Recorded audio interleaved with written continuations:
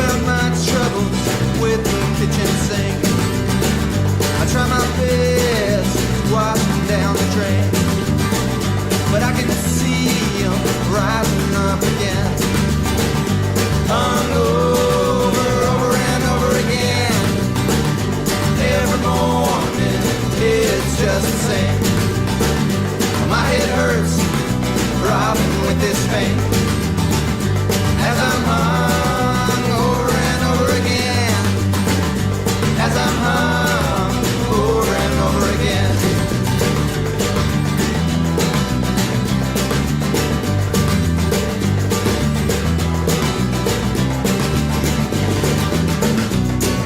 I'm falling off that wagon, 'cause the road was a little rough. Feeling elements of drag, man, and I just can't seem to get enough.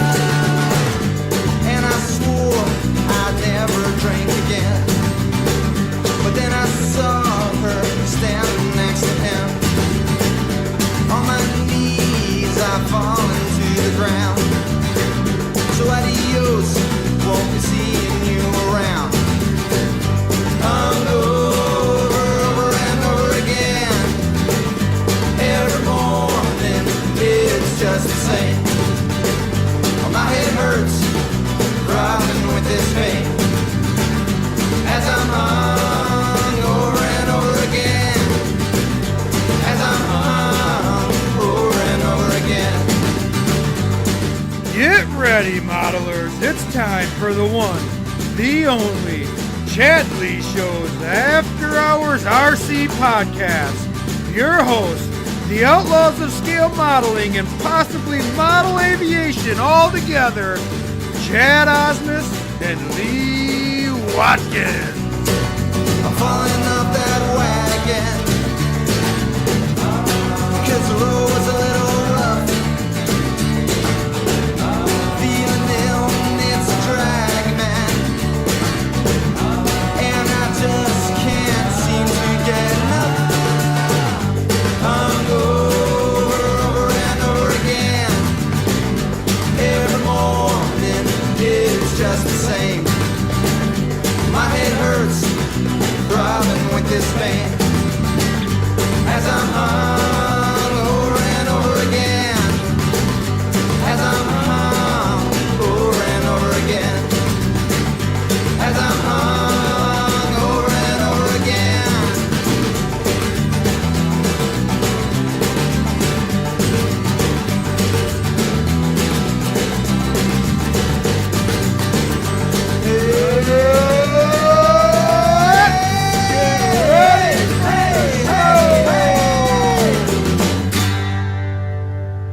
I guess that's the start of the show.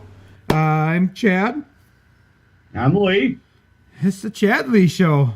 There you go. Here we are. Although, because Lee can't see me, he didn't see the cue to say it's the ChadLee Show with me. I can see you. I just wasn't paying attention to you. Oh, how come you can see me, but I can't see you? Because my camera's not working. Your camera sucks. It does. Man. All right.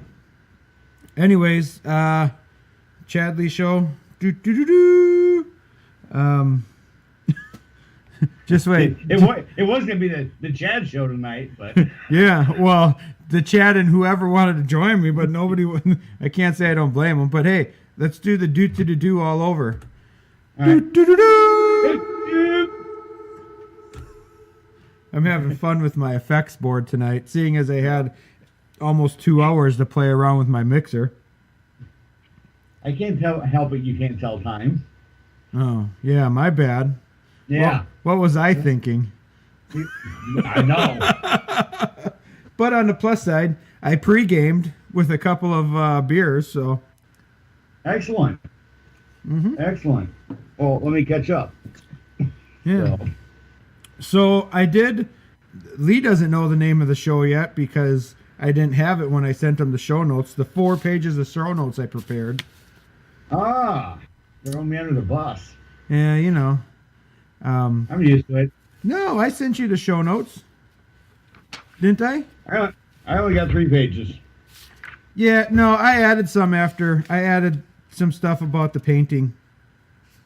Oh, hang on. My wife wants to talk to us on the podcast. Here. Oh. I hate to interrupt you, but your phone did ring, so he did call you. So it wasn't me that was supposed to wait. Hey, whoa, let's slow down. Whoa. So she heard your phone ring and just said, screw And I Chad. did tell her to say, hey, Oh, your yeah. phone's ringing. Wow. Man. Wow. Lee, I did holler at you and say, hey, your phone's ringing, and I went back to sleep. So nice. Oh, wow. Yeah. So Oh, really what we've devised is it's not Lee's fault. It was his wife Erica's fault. Erica's fault. Hey. It's not Erica's fault. Yeah. Erica's on antibiotics. Ah. Erica was sleeping. That's awesome. So Yeah. Saved again. so anyways, tonight's show name is Coming Unhinged from Painting. Huh? Nice. See what I did Nice. there? Catchy. So anyways, let's introduce the show here. We're going to start off with what's happening, followed by our, and I'm going off of old, can you hear all those dings? I can hear dings. Yeah, I started this, well, I've told you that I started building this remote control car, right? For the Yep. no prep Yep. RC drag racing thing. And they added me into this private group for all the, like, everybody started a chapter in different areas. So there's like a Chicago chapter, a Southern California chapter, a Arizona chapter, all these. And I started up a Green Bay, Fox Valley area chapter. Well, they added me to this group. So, dude, I woke up one morning, I had like 200 Facebook messages, man. Oh, crap. It's like, holy crap. These guys are just going crazy on it. So if my phone's or my computer's dinging, whatever is picking up the dinging, that's what it is. So far today, it has slowed down substantially. So it's not the whole new thing. Everybody was quick to talk with each other and show off their stuff, which I have nothing to show off because all mine's still in the mail. But There you go. outside of that, so we're going to start off with the what's happening. We're going to do our social media, which I went off of, for some reason, I copied off of the very first show for the layout. And did we come up with something for the social media name? Man, I can't remember. I don't either. But anyways, we're going to do that. So maybe somebody can remind us. And then for some reason, I go from 3 to number 6, which is going to be Painting 101-ish. Ish.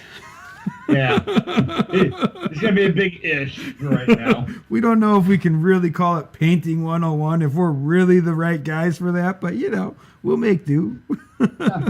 And then We'll do it on the fly. yeah, and then we got In the Toolbox, and then the Safety, and then Hinges, and then the Freedom of Information Act, and then notable events in the end of the show. There you go. So, wait. The end of the show might have been earlier. The end of the show. Oh, exactly. That's so much fun. There you go. Kid with a new toy. Well, and I got like 16 different effects I can do. It's fantastic, and I can even make my own. I don't know how. I screwed it up to where I had to reset the whole board before, so I'm not going to play with that anymore. Oh, excellent. So anyways, what's happening? You want me to start it off, or you want to start it off, Lee? Well, since you put your name down first, you go ahead. I put my name down first because it's alphabetical order. Ah, okay. I'll buy that one for this time. Even though the ChadLee show is last? I hear you. Anyway, so what's happening with me? I got the Newport 28 build that I'm doing. I finished the top wing for the most part. Got it all mated together and everything. So that's a plus. Can't wait to get the rudder knocked out and then get started on the fuse, because that's my favorite part of the build, and that's when it'll really start ramping up again, I'm sure. So I'll try and get some pictures of that up tomorrow or something when I'm waiting to get on the airplanes. And then the Newport 17 half scale, worked quite a bit on that. Lee and I got some how we want to hinge it down. We had quite a bit of discussion on that, what we wanted to do to strengthen everything and try and keep it as light as possible. So going to incorporate some carbon into it, Lee? Yeah, definitely. Were you even listening to anything I said? I'm trying to. It's cutting in and out occasionally, so I'll wing it. Okay. And then I texted Lee on his cell phone, and he couldn't figure out what phone number I texted him from. Apparently, it's not common to carry 3 cell phones, an iPad, and 2 laptops. Well, you are extreme there, Chad. Well, that way when one's dead, I can just switch over to the next one, right? Well, what's got to be funny now is when you go to an airport, you got to have a power strip to charge your stuff up. I bring my own substation. There you go. Chad's carrying around a little nuclear power plant with him. Yeah, something like that. And then another one that I added is that Chad's ribs are better than Jeremy Chrisman's ribs. There you go. Jeremy Chrisman likes to overcook his ribs because he thinks that falling off the bone is cooked properly when it's really not. And he still has yet to be able to show me any literature where that's correct. So we'll just say that my ribs are better than his, and too bad on him. I knew that was going to be an awesome one when I seen that first thing this morning. I was like, oh, I get to start a war. Oh, it was great. And then later on, after Lee fell asleep and missed the show, we started talking about Culver's. I brought up Culver's, which is a staple in Wisconsin, because, we're awesome up here. And it's just a burger joint, and I tell him, I said, I don't get any ribs, but I'm eating Culver's. It's the same but different, which is something that I picked up from Lee. And he says, oh, but it's a simple burger, blah, blah, blah. I said, well, you know what? It's better than eating overcooked ribs. So there you go. So, yeah, outside of that, that's all that's happening with me personally. What about you, buddy? I've just been putzing away on the P39 here. I got the sidewalls for the nose gear done, ready for some paint. Been hinging got the hinging all done on the doors and the nose wheel area. So working on that. And also I found out that I was researching the wrong terms for my nomenclature on the P39. According to Bell Aircraft and whatnot, it was called declomania and stencils. So I ended up putting a little post out on one of the 39 pages, and I ended up getting a whole bunch of information on it. So use your resources, guys, because it came in handy when I just put out a simple question and got the information I needed.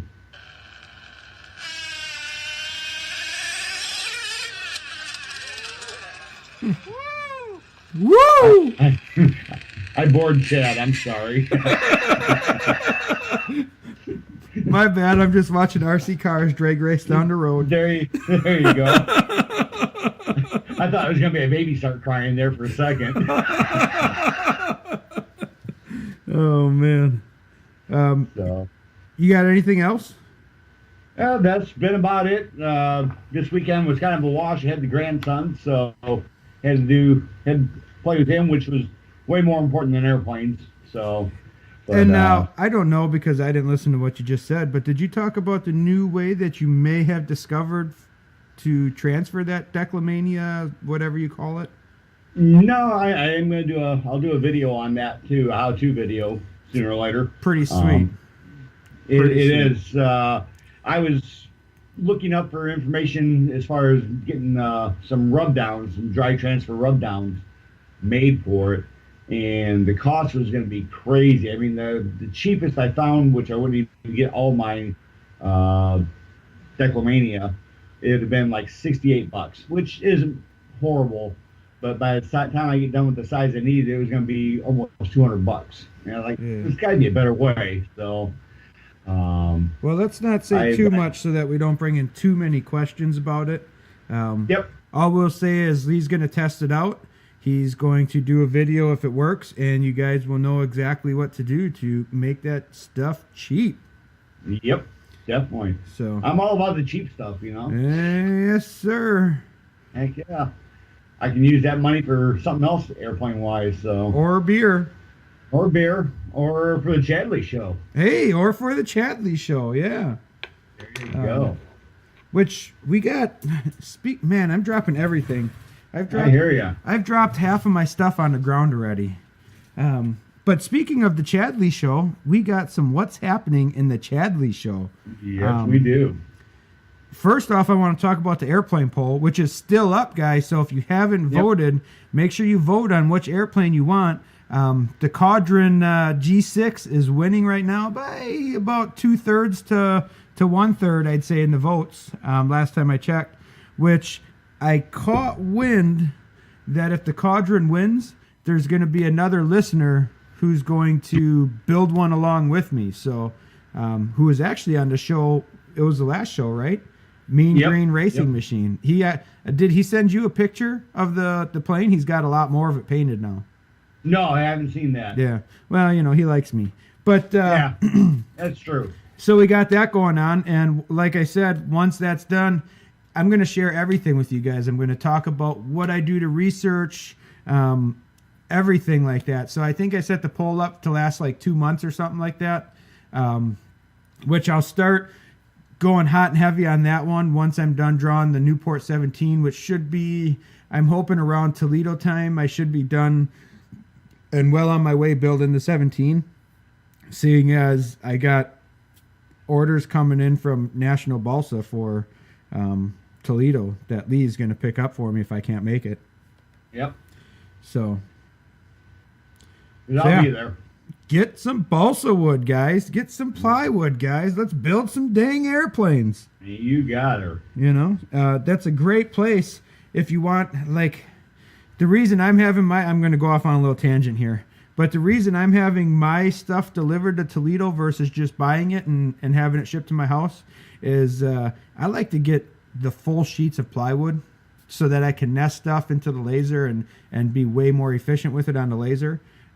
So I'm ordering, you know, what is it? I think National said, Eric said he carries like 4x4 sheets or something is what he's bringing me. So I'll get a couple dozen of those, and, you know, even the regular birch that I don't use on the laser cutter, I still buy the big sheets so that you just get more use. There's less waste, you know? Yeah. So I got the means to store it and the means to cut it, so why the heck not? You got it. Bigger is better. Yeah, which the last time I checked, they didn't have the vendors out yet for Toledo, which is kind of getting on me because there's some other stuff I want to pre-order and have delivered to Toledo to save on some shipping. Yep. So hopefully that comes out. One of the things, if anybody's listening and they happen to have insight, I'm looking for some carbon fiber stuff. So if there's going to be a person selling carbon fiber stuff there, let me know so I can contact them. Yeah, I know last year CST was normally there. I called her and talked to them. They said they're not going this year. Oh, they weren't there. I didn't see them there last year. Yeah. Well, the problem is it's just the internet makes it so that it's pointless to go to that stuff. You know what I'm saying? Oh yeah. I mean you can release stuff free. Yeah. And you know, we touched on that last show about, you know, how much it costs, just how much it costs to go to a show. Oh yeah. As a vendor. It's crazy. So I can't blame them. It sucks, but I can't blame them. You know. Yeah. So I mean, that was always the go-to place to see the new releases and whatnot. So. Now, if I'm not mistaken, if I remember right, CST is also the place that they'll custom machine carbon fiber plates for you. Am I right? I believe so, yes. Yeah. Is that the place that was at Joe Knoll last year, Lee, where we got the carbon fiber from? No, that was a different vendor. Who is that? I've never seen that before. That was the person I was talking to that said they do the custom machining for me if I gave them a DXF file. We got to figure out who that was. So if anybody was at Joe Knoll last year and knows what the vendor was. They were pretty much straight across, not in the same row as us, but in the next row over, but straight across from Balsa USA. Yeah. Man, I wonder. I'm going to have to look. I may have their card yet, so I'll have to look through my papers from Joe Knoll. Yeah, I'm not sure. I'm looking at the carbon fiber that I got picked up from them. I'm not seeing anything on it, so. But. All right. Well, I guess the next topic. Do you have the notes about the ChadLee show? Yeah, I do. Do you want to talk about those last two topics? We sure can. All right. I didn't know if we wanted to talk about it yet. We're still a little undecided on some of the stuff, but going forward, we have a couple things we'd like to do. One thing we'd like to do is when Lee and I both go to a show together, we want to give away a trophy to a person who builds what we like the best. And I don't care. I don't know if Lee cares, but I personally don't care if it's the best looking plane out there. But somebody who's put their passion, their heart and soul into building an airplane and are there to show it off. That's right. It doesn't have to be exactly scale or anything like that. It's just, you built this thing and you're out there flying it and whatnot. So, so that's something me and Chad has been talking about. So, we both agreed that, that's something that we want to do. To give back, to everybody. So, and then on kind of a side note, which goes into the topic too, we've been kind of discussing about getting some shirts made up and maybe some towels, hand towels also. Yeah. Well, it sounds like the hand towels are pretty much going to be a for sure thing, eh, Lee? Yeah, I believe so. I think that they come in handy as heck. I know I first came across them several years ago, but it's been a while since I've seen any. Down at the Giant Scale Warbirds and Classics down at Monticello is where I've seen them come back out again, and I really like them. So yeah, well, they do them for their Warbirds meet and for the Illinois Jets, right? That's correct. Yeah, and whatnot. So I've been put in touch with the gentleman that makes them, provides them for them. So I gotta get a hold of them this week, and we'll go from there. So yeah. So we may end up putting them up, quote unquote, for sale, and that'll help fund some, maybe some trophies or something like that too. Yeah. Basically, fund the giveaway stuff, Yep. So, just so it's not out of pocket expense totally for both of us. But, yeah. Because God knows we haven't put any money into this thing. Yeah, definitely. Yeah, and as for the shirts, I put the shirts on there. We're thinking about making some shirts. If you guys are interested in shirts, let us know if you're interested. And if we have enough interest, we'll see if we can get an order big enough together to justify making some shirts so we can have some ChadLee shirts. The prices could be anywhere from $15 to $30, depending how many people order them, basically, is what it comes down to. And if we get enough people that seem like they want to order them, we'll go through the process and get price quotes, and then we'll get that out, and we'll take orders for what size, stuff like that you all want. And then we'll get the ball rolling on that if that seems to be something that people want to do. Definitely. So.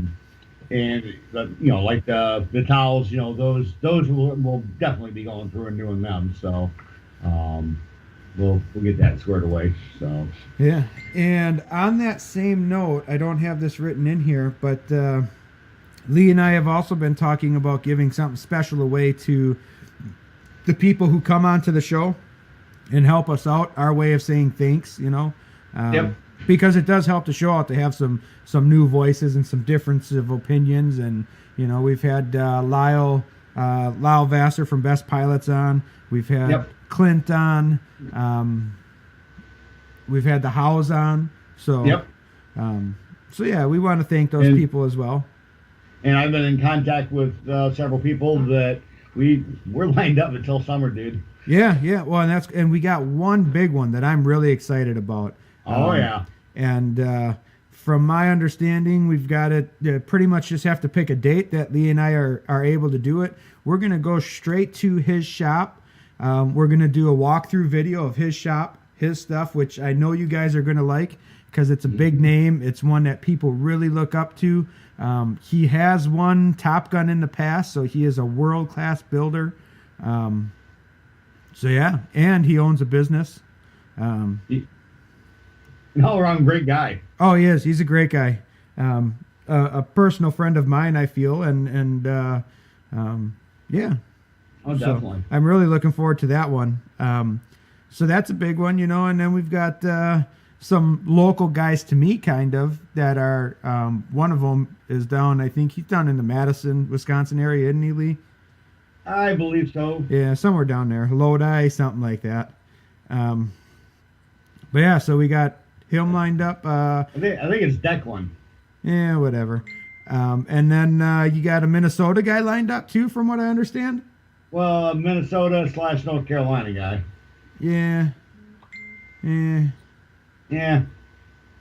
You know what really sucks, dude? I'm thinking about this as we say Minnesota. I'm flying into and leaving Minneapolis tomorrow. Good luck, buddy. Which, if any of you know, tonight is the Super Bowl that we're recording. This is Sunday night.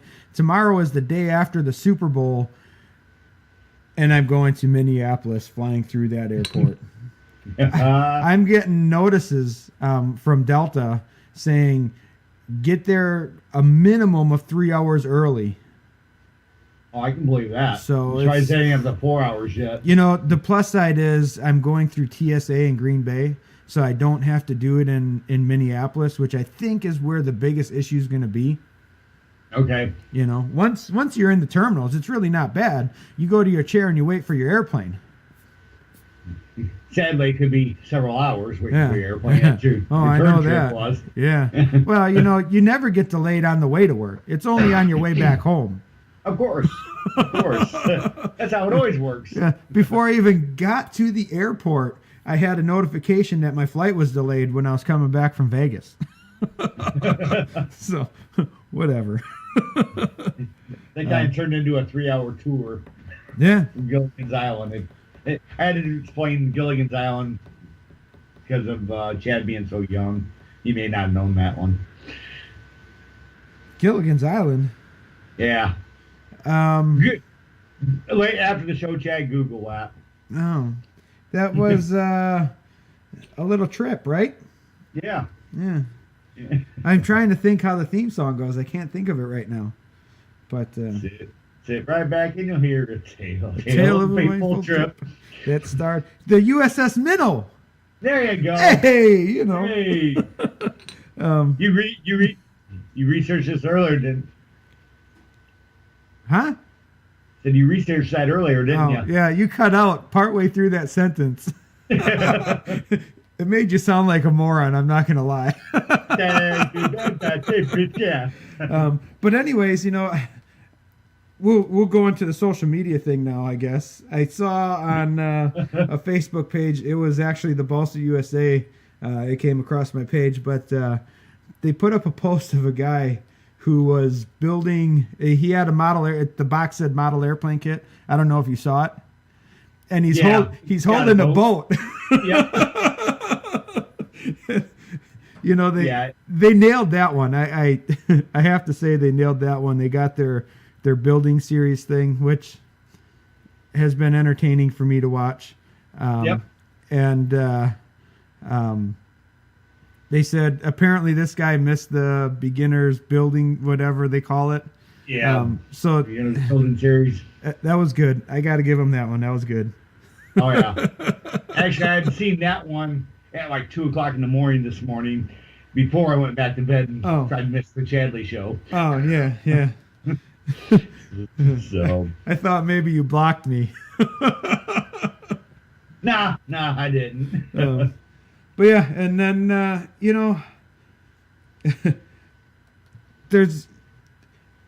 Lee and I are always online trying to watch what you guys are doing so that we can talk about relevant stuff. and Lee's building his P39. So anytime I see something P39, I tag Lee in it. I don't know if he's seen it. I could have tagged him in it 10 posts before that you put up on it. But that's what I do just to make sure that Lee sees it, because, well, not only that, but you're kind of working with Jerry Bates a little bit on this too, aren't you? Yeah, I've had a lot of input. I mean, you've been giving them feedback on stuff that works or may not work, correct? Yep. So that is correct. Because you are the first one building this, correct? Yeah, actually, the P39 was actually a commissioned set of plans. And evidently, the guy in Australia that was starting to build it, he basically built part of the fuselage, and that was about it, and just gave up and said that, go ahead and sell them, is from what I've understood. All right. So as far as I know, I'm the farthest along of anybody building the 39, and sadly, I'm not even doing it per plans. So but that's me. I mean, it's a big P39. That's what I've always wanted, and I wanted a gas, so that's what I'm doing. Well, and it's fun to do your own spin on everything. I mean, just like that Caudron when the people who are talking about building that with me build it. I'm sure they're not going to follow my plans to a T. And as a designer, you got to realize that that's going to happen, and don't take it as a bad thing. Take it as a good thing that people like your stuff enough to take it and make it their own. You got it. You got it.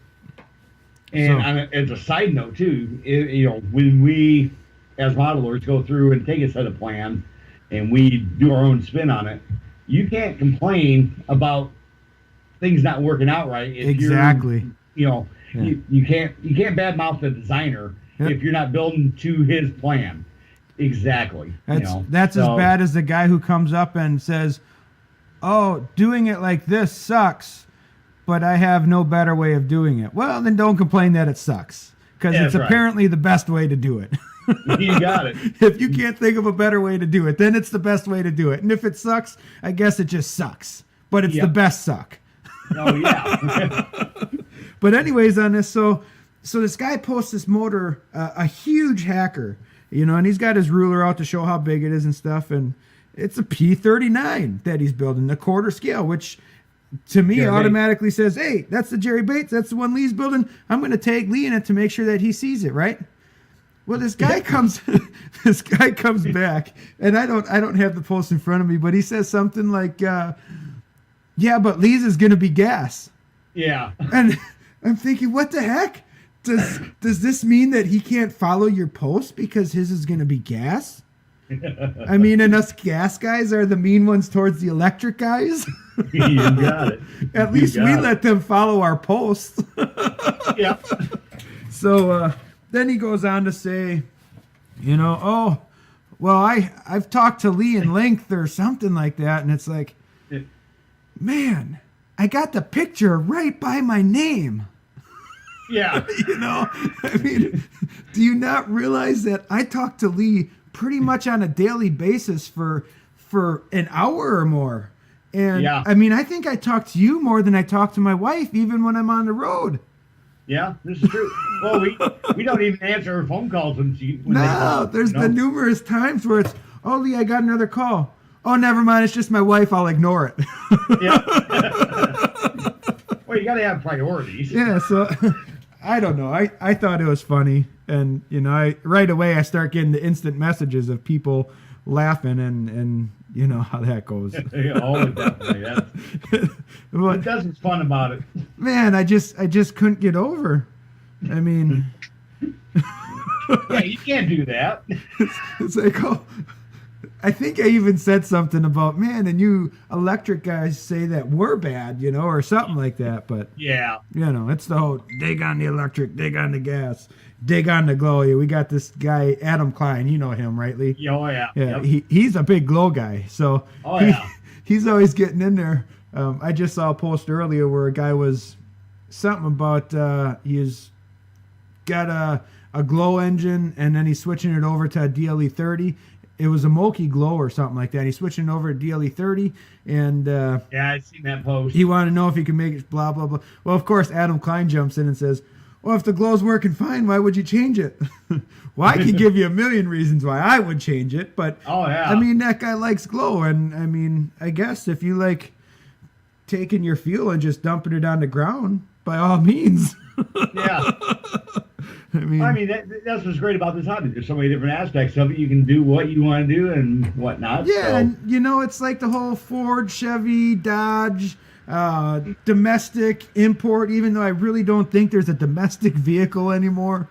Yeah. We call them domestic, but they're not.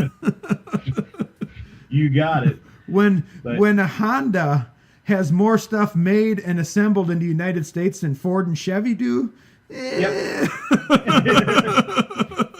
I hear you there. but Definitely. you know, that's what it's about, and I hope people don't take it too bad when we joke about it on the ChadLee show. But I mean, that's how I look at it all. It's all fun and games, you know. It's the same as the Futaba Spectrum, the Army, Marine, Navy, Chair Force, you know, all that Yep. stuff. Cooked ribs, uncooked ribs. You know, which yeah. People who cook their ribs properly, people who like to overcook them and say they're the best ribs in the world. Like I told them, I mean, anybody can forget about the ribs on the grill and overcook them. Well, technically, his was an electric smoker.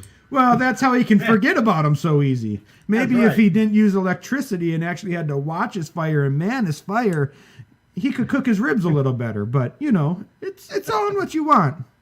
There you go. But, you know, I was, for those of you who don't know, I was active Army, active duty. I went full force into it. I did it 100% of the time. And we used to call like the National Guard or the reserves. We'd call them tampon warriors. Because you'd use them once a month. Nice. Yep. So, I mean, that's what it is. It's all fun and games. And, you know, it's just like a veteran can make fun of another veteran, but a civilian can't make fun of a veteran. Right? Yep. You know, that's right. that's the way it works. You know, Lee and I can make fun of each other, but never mind. Y'all can make fun of us too. That's right. That's what we're here for. Yeah. So, all right, man, that's the longest what's happened in section we ever did. Oh no, we were on social media. Yeah. Yeah. Well, they blend together after a while. Yeah, you know. But anyway, so and then I just want to bring up one thing. You know, the hot and heavy thing is the AMA FAA thing, and we're not here to bash the people who make what we do possible, because I guarantee you, without the AMA, without the FAA, we couldn't have what we have.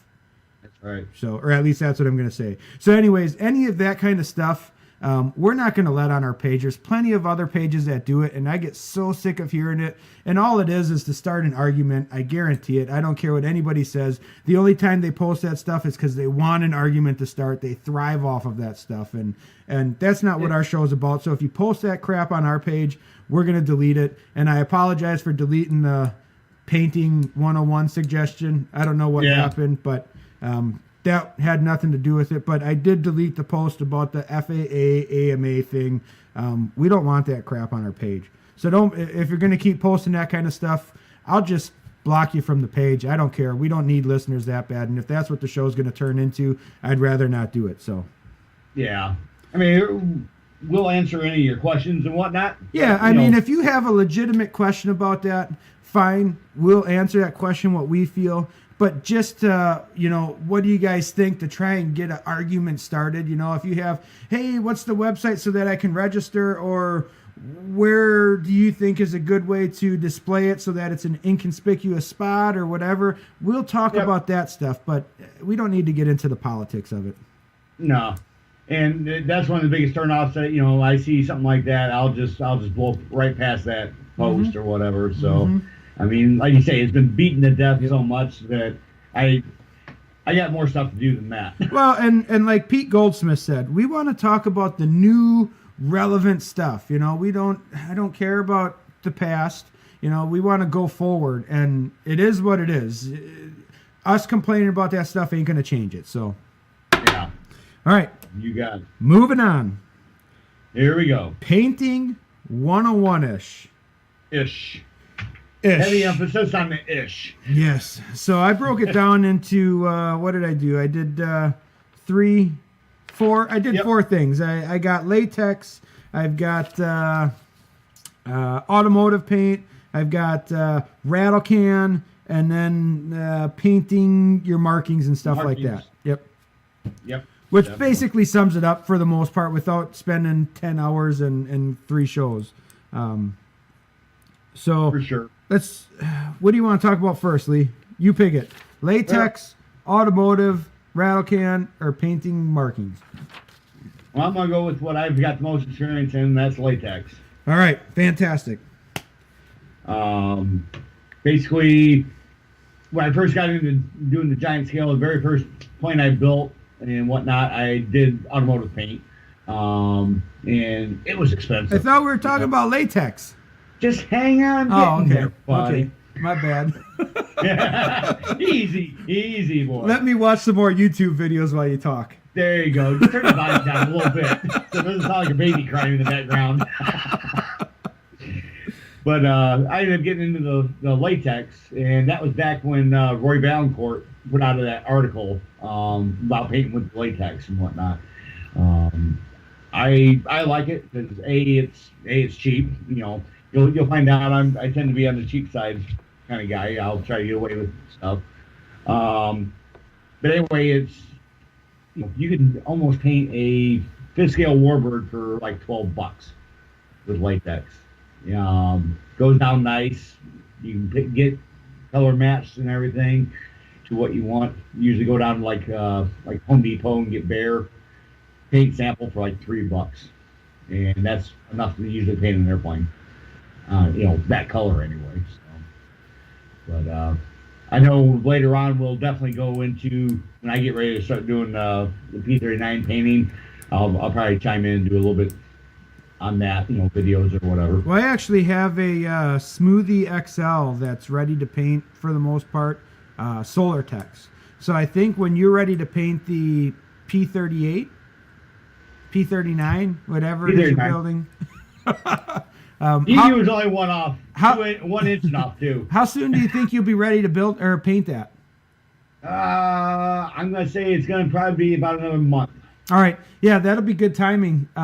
So I'll try and get that smoothie ready for it then too. And maybe we can collaborate so we have the fiberglass painting with latex and then a over fabric painting with latex. You know what I'm saying? Sounds good. Sounds good.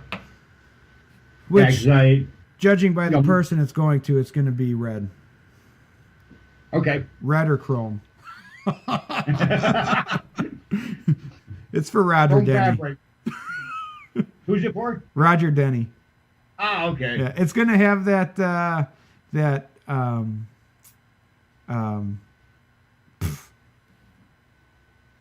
even Your think of what story, it is. dude. It's gonna be an electric.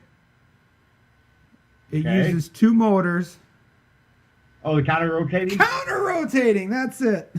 Ding, ding, ding, ding. We got a Winner, chicken dinner. I deserve a beer on that one. Yep. I think I will. Yeah, it's gonna have that in there, so I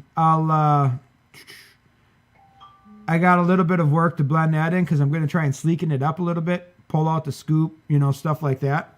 Okay. So, but yeah, for the most That'll part, work. ready to go. Excellent.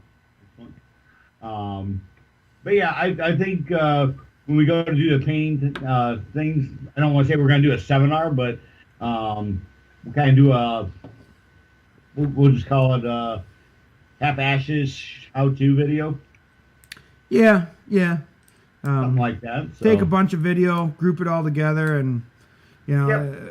we'll talk. Lee and I'll talk personally about trying to organize it so that maybe it can be into something where you guys can skip ahead. We'll put like little headings so that you know what we're doing at that time.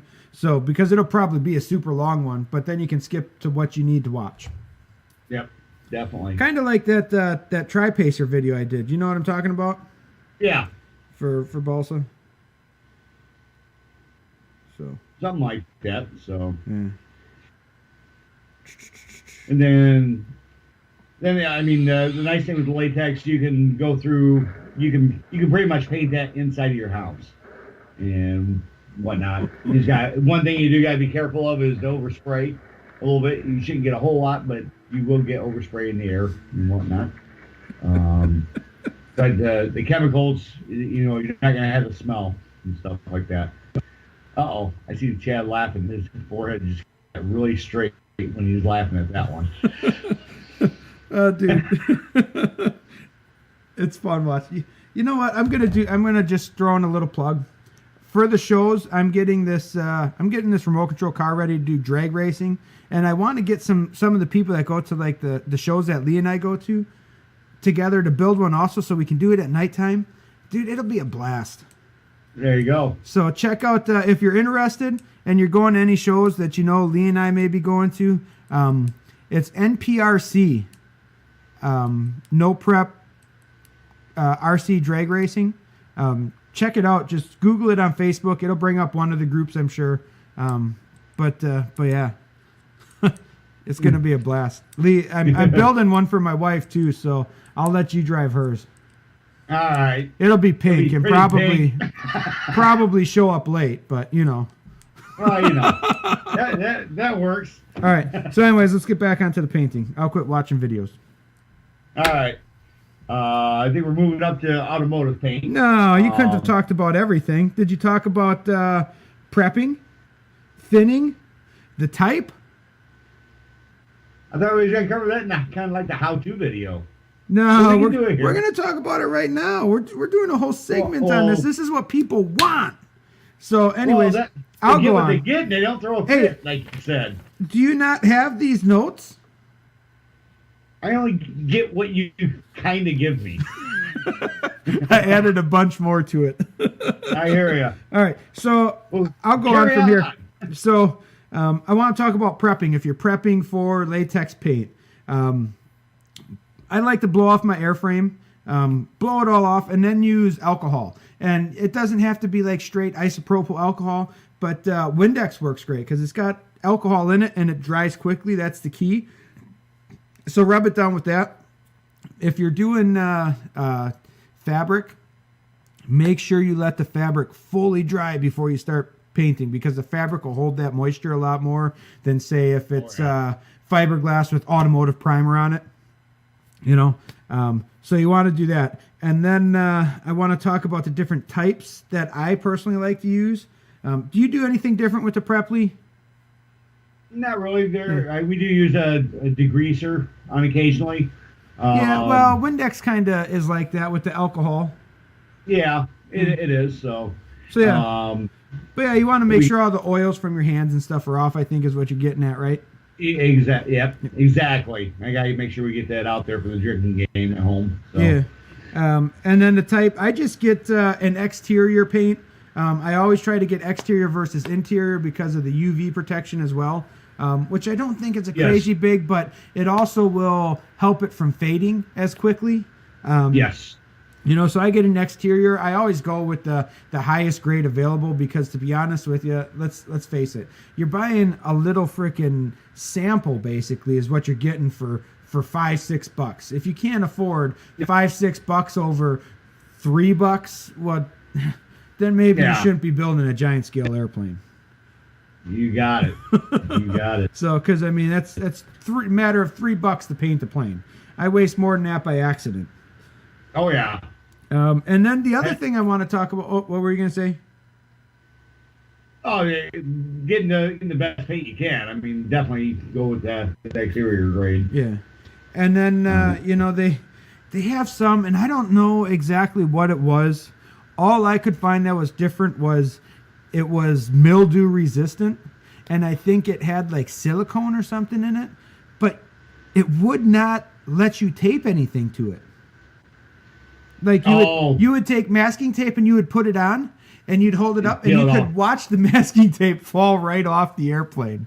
And if you do happen to get some that happens, what I found works because I had to deal with this problem is just take some polyacrylic, the clear, in a rattle can or whatever, and spray a quick coat on it, and that will allow the stuff to stick to it again.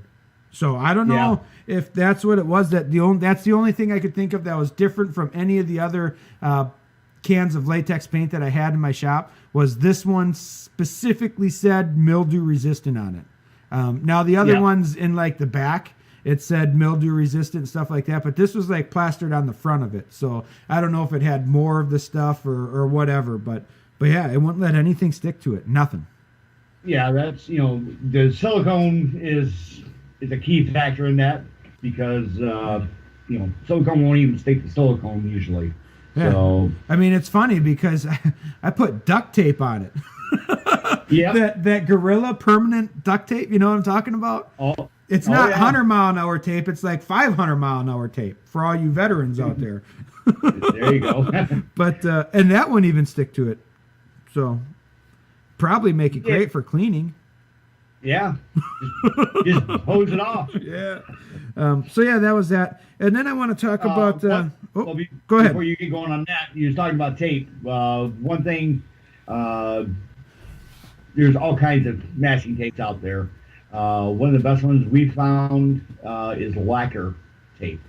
It's basically what's used in the automotive industry and stuff like that, and it's got a great tack to it that will hold on to quite a bit of stuff, and nice clean lines too. So yeah, when I'm painting with latex, I like to use the frog tape. yeah, when the frog tape first came out, I didn't like it because I had it bleed under. Well, I tell you what, frog tape, and it's got on the edge, because it's made for water-based paints, it's got a water-reacting chemical on the edge of the tape, right? So if you take that tape and you take your finger and just with some water and rub it on the edge first and then let that dry, it activates that stuff. So that really helps from the bleed through.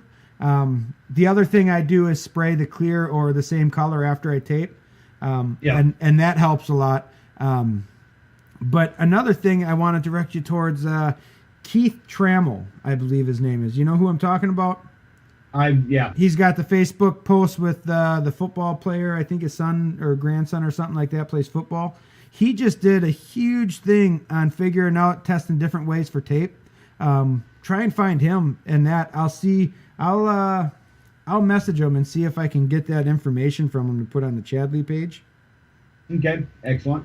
Let me search. What did I say his name was? Keith? Keith Trammell. Keith Trammell. Here it is. Let me send him a... Hey, Keith. Can we have the videos you did on mask? You gotta learn to text faster, man. This sounds like an old man talking.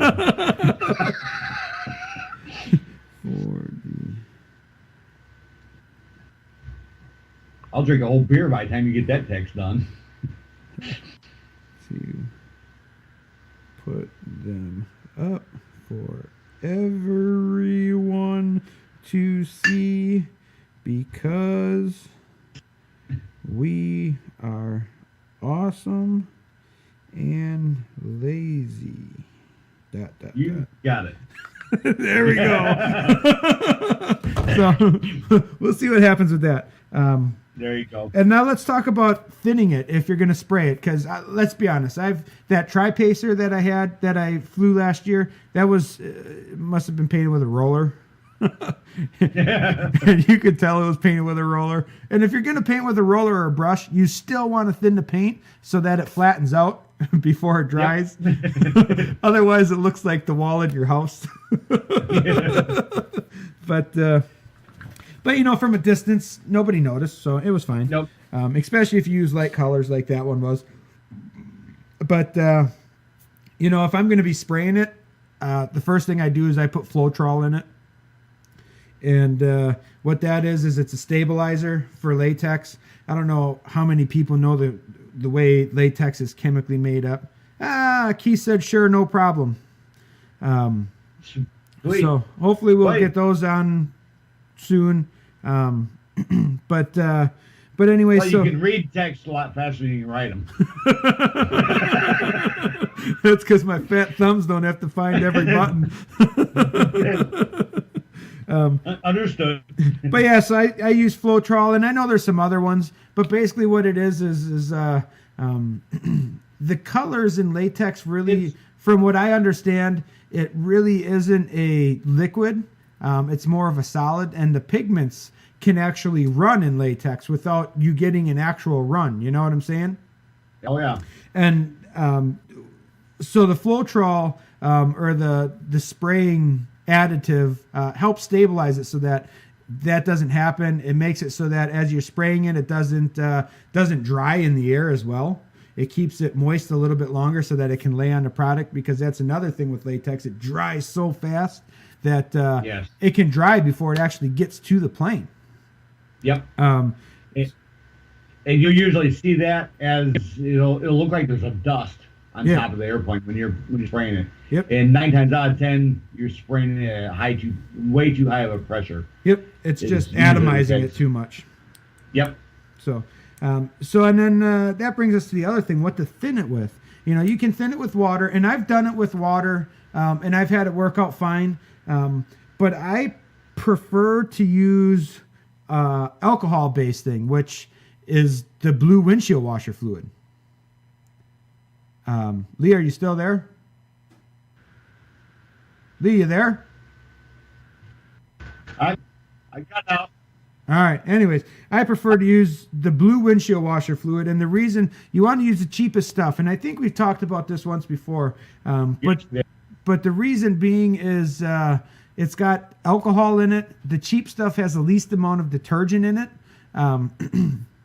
So that's what happens is the alcohol evaporates out super quick, which reduces the chances of those pigments running, like I was talking about. Yeah.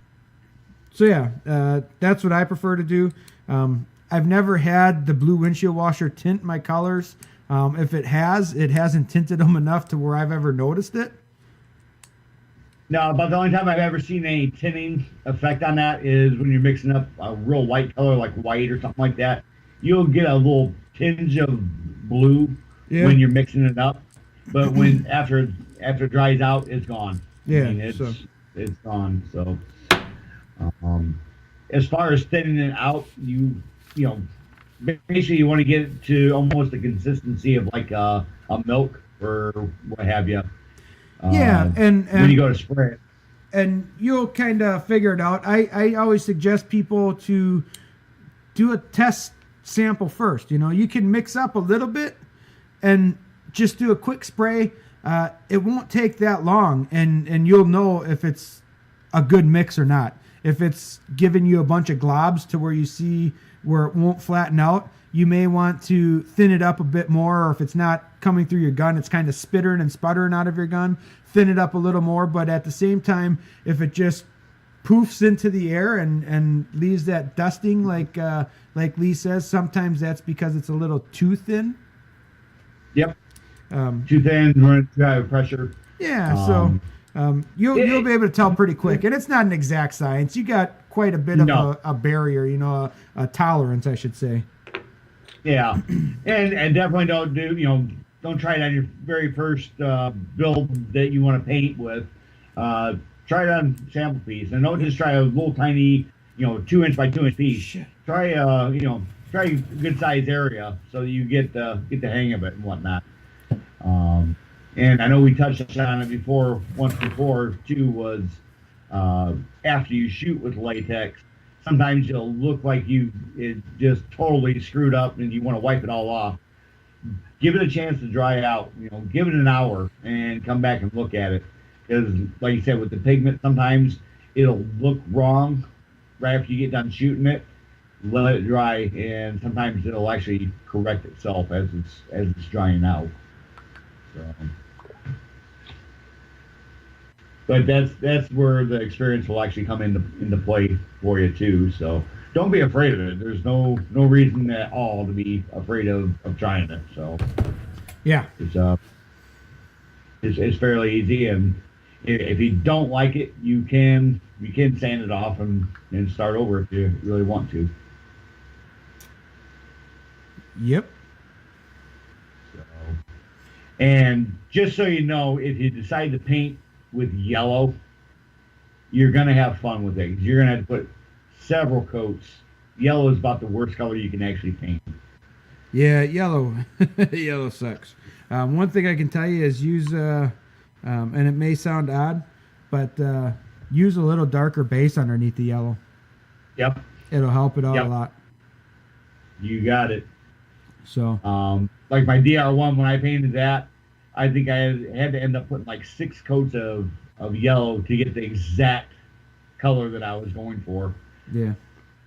So Fantastic. All right. I think that's really all there is for the latex, right? I believe so.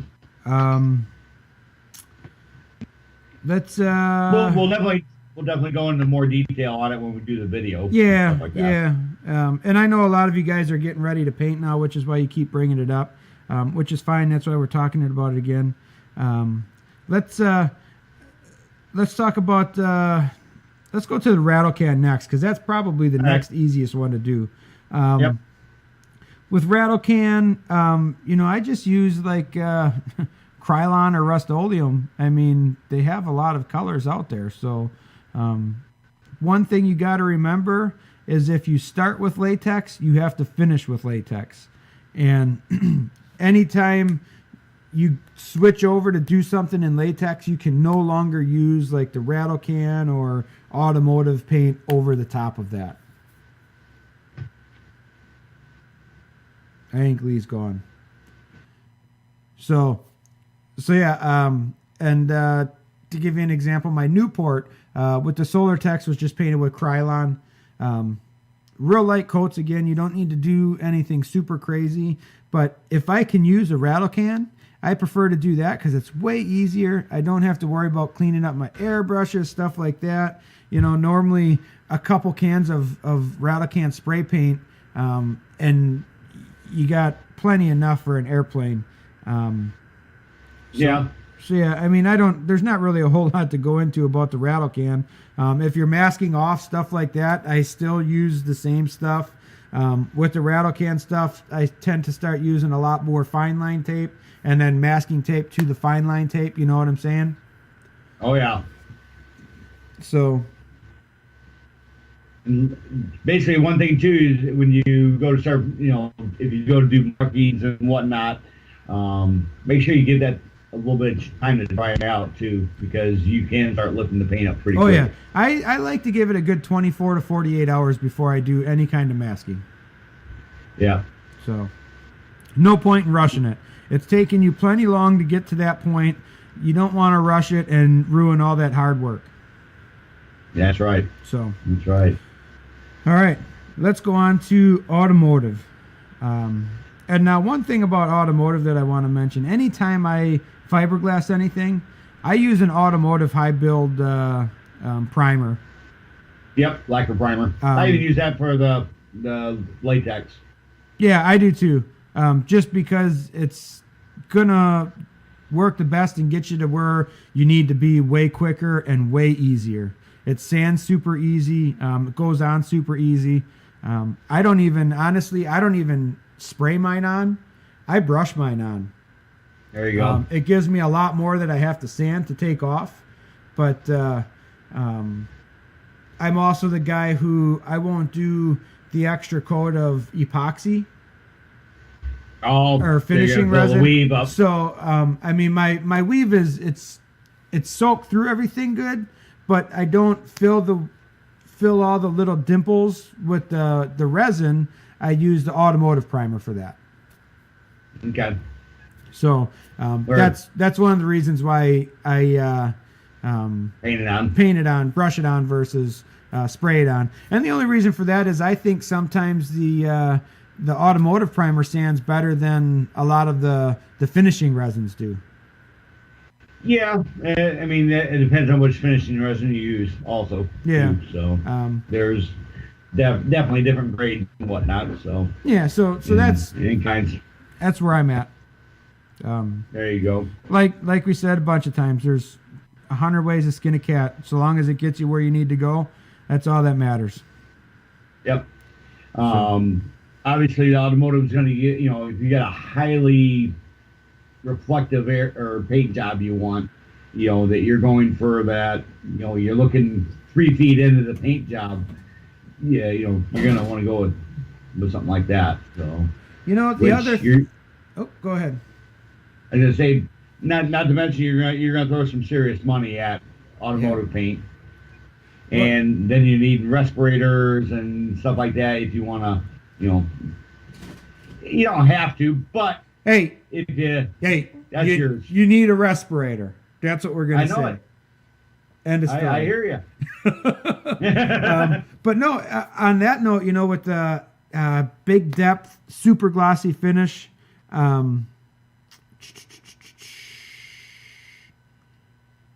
Sorry, I was reading a message from Keith. But with that class coat. Yes. Now, I've never used it. I know some people have, and they, from my understanding, especially on solar techs, you want to treat it like it's an automotive paint. So you want to use the poly brush to get that chemical bond. But that's basically a 2-part epoxy paint is what it is. And from my understandings, that's super easy to work with, gives you a super good finish. So I've personally never used it, so I can't say from my own experience, just what I've heard from other people. Yeah, I've never used it either. I've seen some of the finishes, and it is a great finish. So yeah. Which I guess let's go into the prep for the automotive paint. I guess the biggest thing, and I think the thing that people have the most questions about, is when they're painting over solar techs. That's the most common fabric to paint over, that you're not going through the whole process. That's an iron-on, you know what I'm saying? If you're painting over solar techs, you want to use poly brush on top of the solar techs if you're going to be using any kind of automotive paint, whether it's an automotive primer to fill the weave, or you just want to use the expensive paint for whatever the reason. Class coat is the same way. You want to just a real light coat with the poly brush. 1 coat is plenty, and that gives it a chemical bond to stick to. Otherwise, it won't stick to the solar texes very well at all. So that's that. And there again, I'm going to make the saying, if you use a rattle can or if you use latex paint, you cannot use automotive paint over either one of those. You will not like the results. Yep. So, automotive paint. I will see if I can't find there was a compatibility chart. Yep. I lost you there for a second. Apparently, there's a compatibility chart. Yeah, there's a compatibility chart. I'll see if I can't dig it up, and we'll get it up on our page. Yeah, so with that being said, thinning automotive, I mean, that's basically going to be off of the type of paint that you're using. It's going to be specific to what you want to use, how much thinner, how much, I guess they call it reducer. Yes. So that's all going to be very specific to the paint itself, the brand, everything. So we don't really need to get into that. Now I do know there's and maybe that's the I don't know. A lot of them are like a 3-part. You have your base, which is the color, and then you have your reducer, top coat, and then to mix it, you have your color, and then you have your reducer, and then there's the catalyst, I think is what they call it. Holy crap! I think Lee just fell over. Did I? Something happened. But and then you have what actually kicks off the paint. It's like the you have the resin and the hardener. I think they even call it hardener. But so you put a couple of drops, and they have different to make it dry faster, or slower, or something like that, or different temperatures. I think is the big thing. If it's going to be hot or cold inside where you're painting it, you use a different hardener, I believe. Yeah, retarder and whatnot. Yeah, so there's a bunch of stuff, and when we get another one of our guests on, we'll have to look that up or talk to him, ask him about it, because I know he uses a lot of automotive paint for his Top Gun stuff. Yeah. Yep. So Definitely. and he's actually the one who taught me a lot about that kind of stuff. So, anyways, Yeah, that can almost turn into a whole nother hobby. yeah. So. And now let's get into painting the markings. I'll let Lee talk about the World War II stuff, what he likes to do. I'll talk about the World War I stuff like I like to do. With the World War I stuff, I like to... I'll just draw the marking out on a piece of paper and cut it out to make like a template, I guess. And then I'll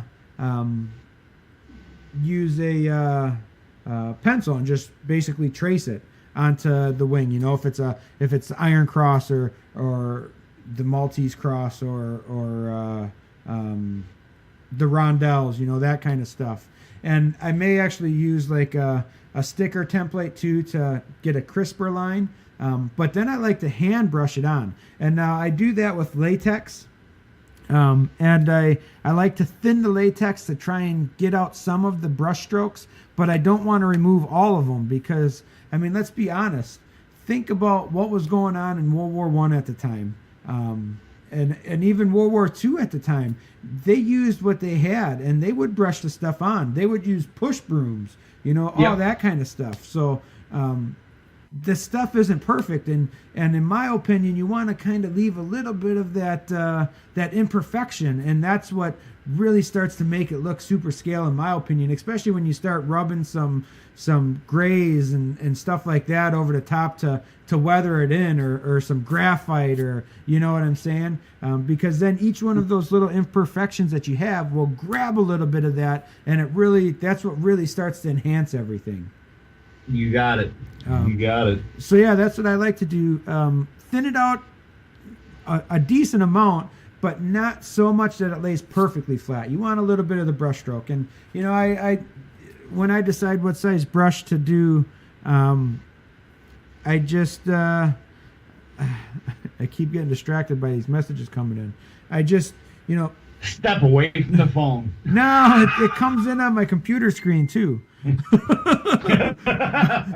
But I think, what would I use on a full-size airplane to do that? Would I use a 3-inch brush? Would I use a 4-inch brush? You know what I'm saying? A 3-inch brush is super common.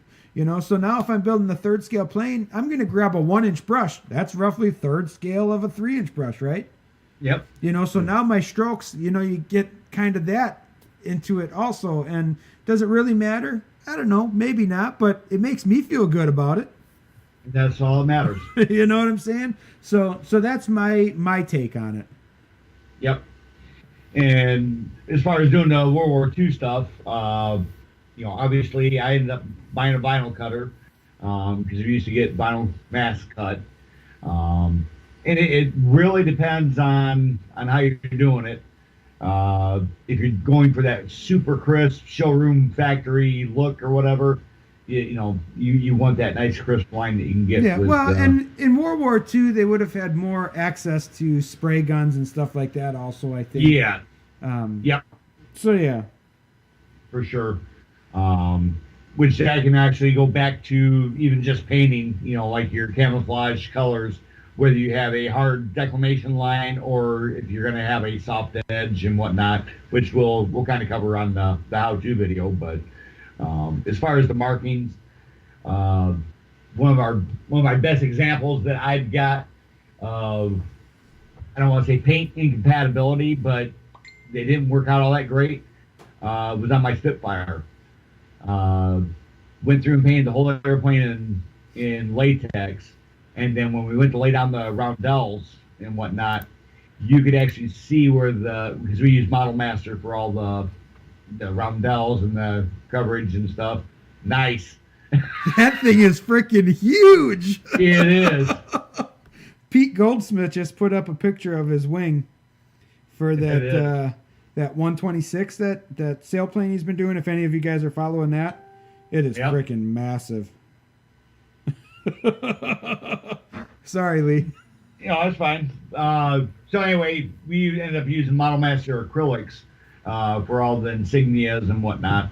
and you can actually the latex paint bled through enough that you could actually see the different camo effects coming through the roundels and stuff, which you normally wouldn't see. So,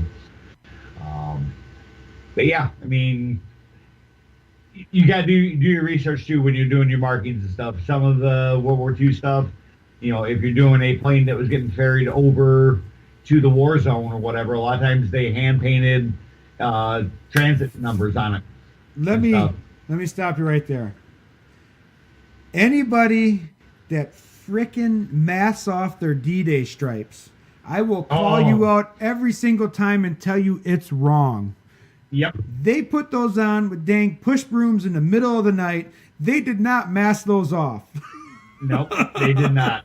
They were not pretty. They were there specifically to identify the Allied planes. You got it. And one of my favorite photos of a B-25 is they just got through painting the invasion stripes, and whoever was painting it must have walked out towards the wingtip because there's white footprints all over the top of the wing, and it's friggin' awesome. And I tell you what, you guys that mask them off and measure them all to be perfect, and you guys are completely wrong. Completely wrong. So take that to the bank. You got it. And if you want to prove me wrong, show me literature where it shows them masking them off or where it says that they masked them off and didn't put it on with push brooms. Or big-ass paintbrushes. You got it. So, there. You can see my glasses, right. Can't you, Lee? I can. I don't know if you guys follow me on my personal Facebook page. I got some new spectacles, is like what I like to call them. Becky was furious. So. Hey, Chad, when's my laundry going to be done? Your laundry? Yeah. What you talking about, Willis? Aren't you a Chinese man? Oh, boy. Doing laundry? Oh, never mind. Wax on, wax off. That did not look right, dude. They can't see nothing. Okay, we're good. It goes with your lights you posted earlier. Okay, there you go. There you go. That was a good one. So yeah, all right, you can go back on your. I just had to say that about the D-Day stripes. But yeah, I mean, and there's a lot of as far as doing insignias and stuff like that. ChadLee graphics comes to mind that you can actually get decals and whatnot, or paint masks and stuff like that. So there's a lot of different ways to do it, but the way I do it is with vinyl, making the masks and stuff like that. So. Yeah, and they got a masking vinyl that you can get that's specifically designed for that. Yes. So. Yes, they do. It's an Oracle. I think it's 851 is one of them. So yeah, something like that. Yeah. So. All right. Got anything else on painting you want to talk about?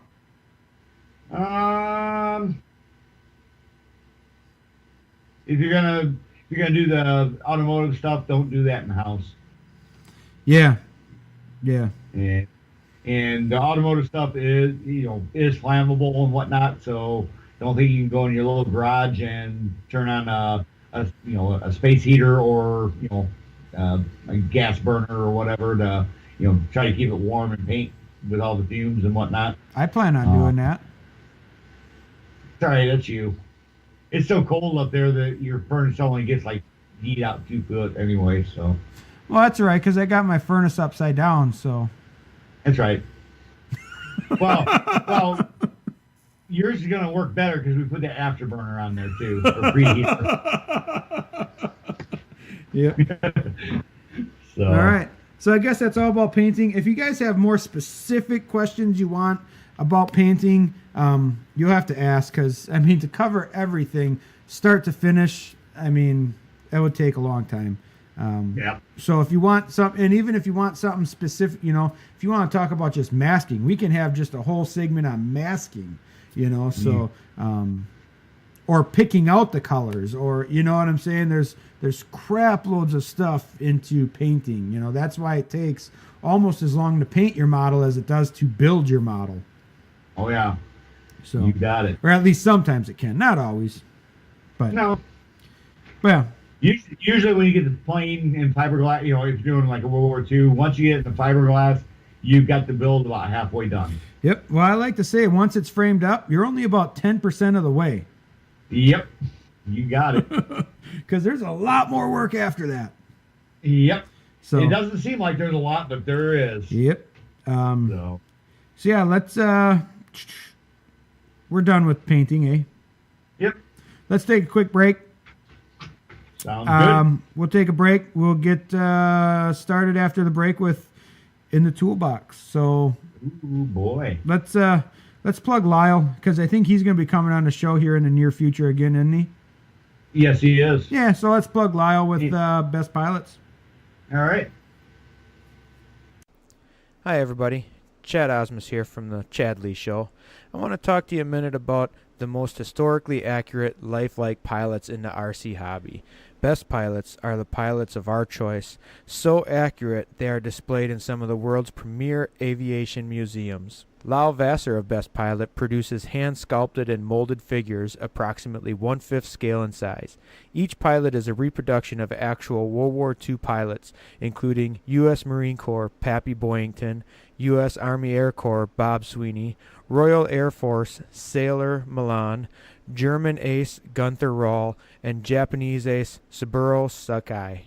Vassar also offers a quarter-scale World War I German ace Lothar van Richthofen and generic 1/8 scale bomber crew figures. Unlike cloth dolly-type pilots, Best Pilots are cast in resin for a more scale appearance of flight gear.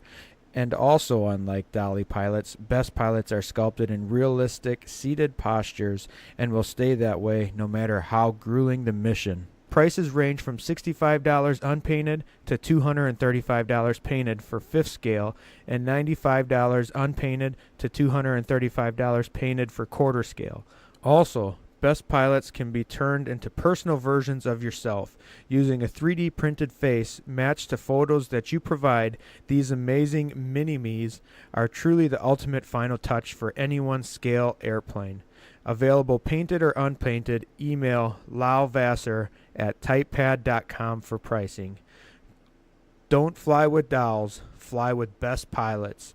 Go to www.bestpilots.typepad.com to order, and make sure you join Best Pilots on Facebook. Lee, where are you going? We're trying to do a show here. Oh, I guess it's time for In the Toolbox with Lee Watkins. Today's In the Toolbox, we're gonna talk about a couple tools actually, and it is relevant to the topic at hand, which is painting. I'm gonna give you what I use personally. I know there was a comment on the airbrush that I was gonna talk about. They got deleted because it was marked as spam for some reason or whatever. But anyway, What's that? What? Oh, on the link page, Yeah? evidently a comment got marked as spam and got deleted. Really? Yeah, somebody. I can't remember if it was Alan Hinton or.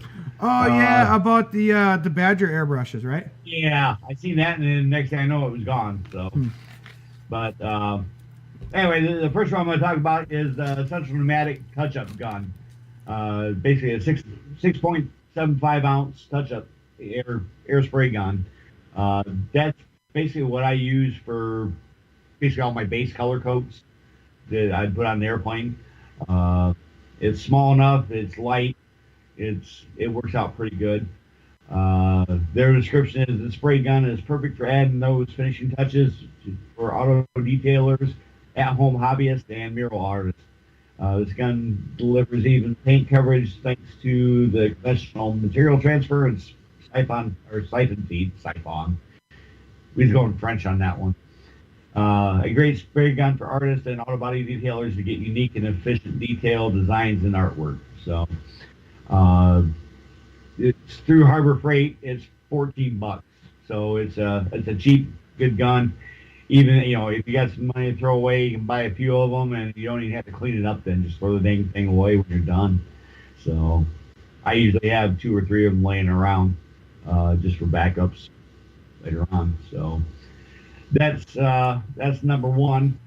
And the other one I had was I don't know how you say it correctly, Pache or Pash or whatever. That's the airbrush that I use. I've got the older version than the one I posted. Is basically the VL series is the one that I use and whatnot. So it's a pretty good one. I know that comment that was made earlier about Badger being an American-made product and stuff like that.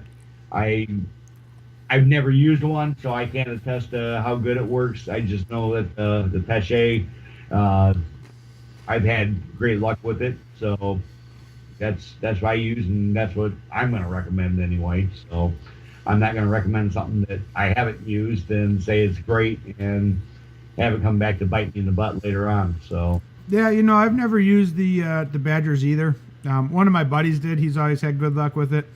But what I use is the Grex, the GREX. Yep. I use those. Those are good. I found, and I got mine at Toledo. I was gonna say I went to look for him last year, and he wasn't at Toledo either last He year. was there.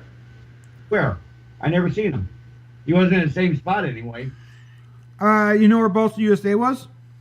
Yep, I think so because I was there for like 3 days straight. Yep. If you're coming in those doors right by Balsa USA, facing the booth on the end. Yep. He was like two rows to the right.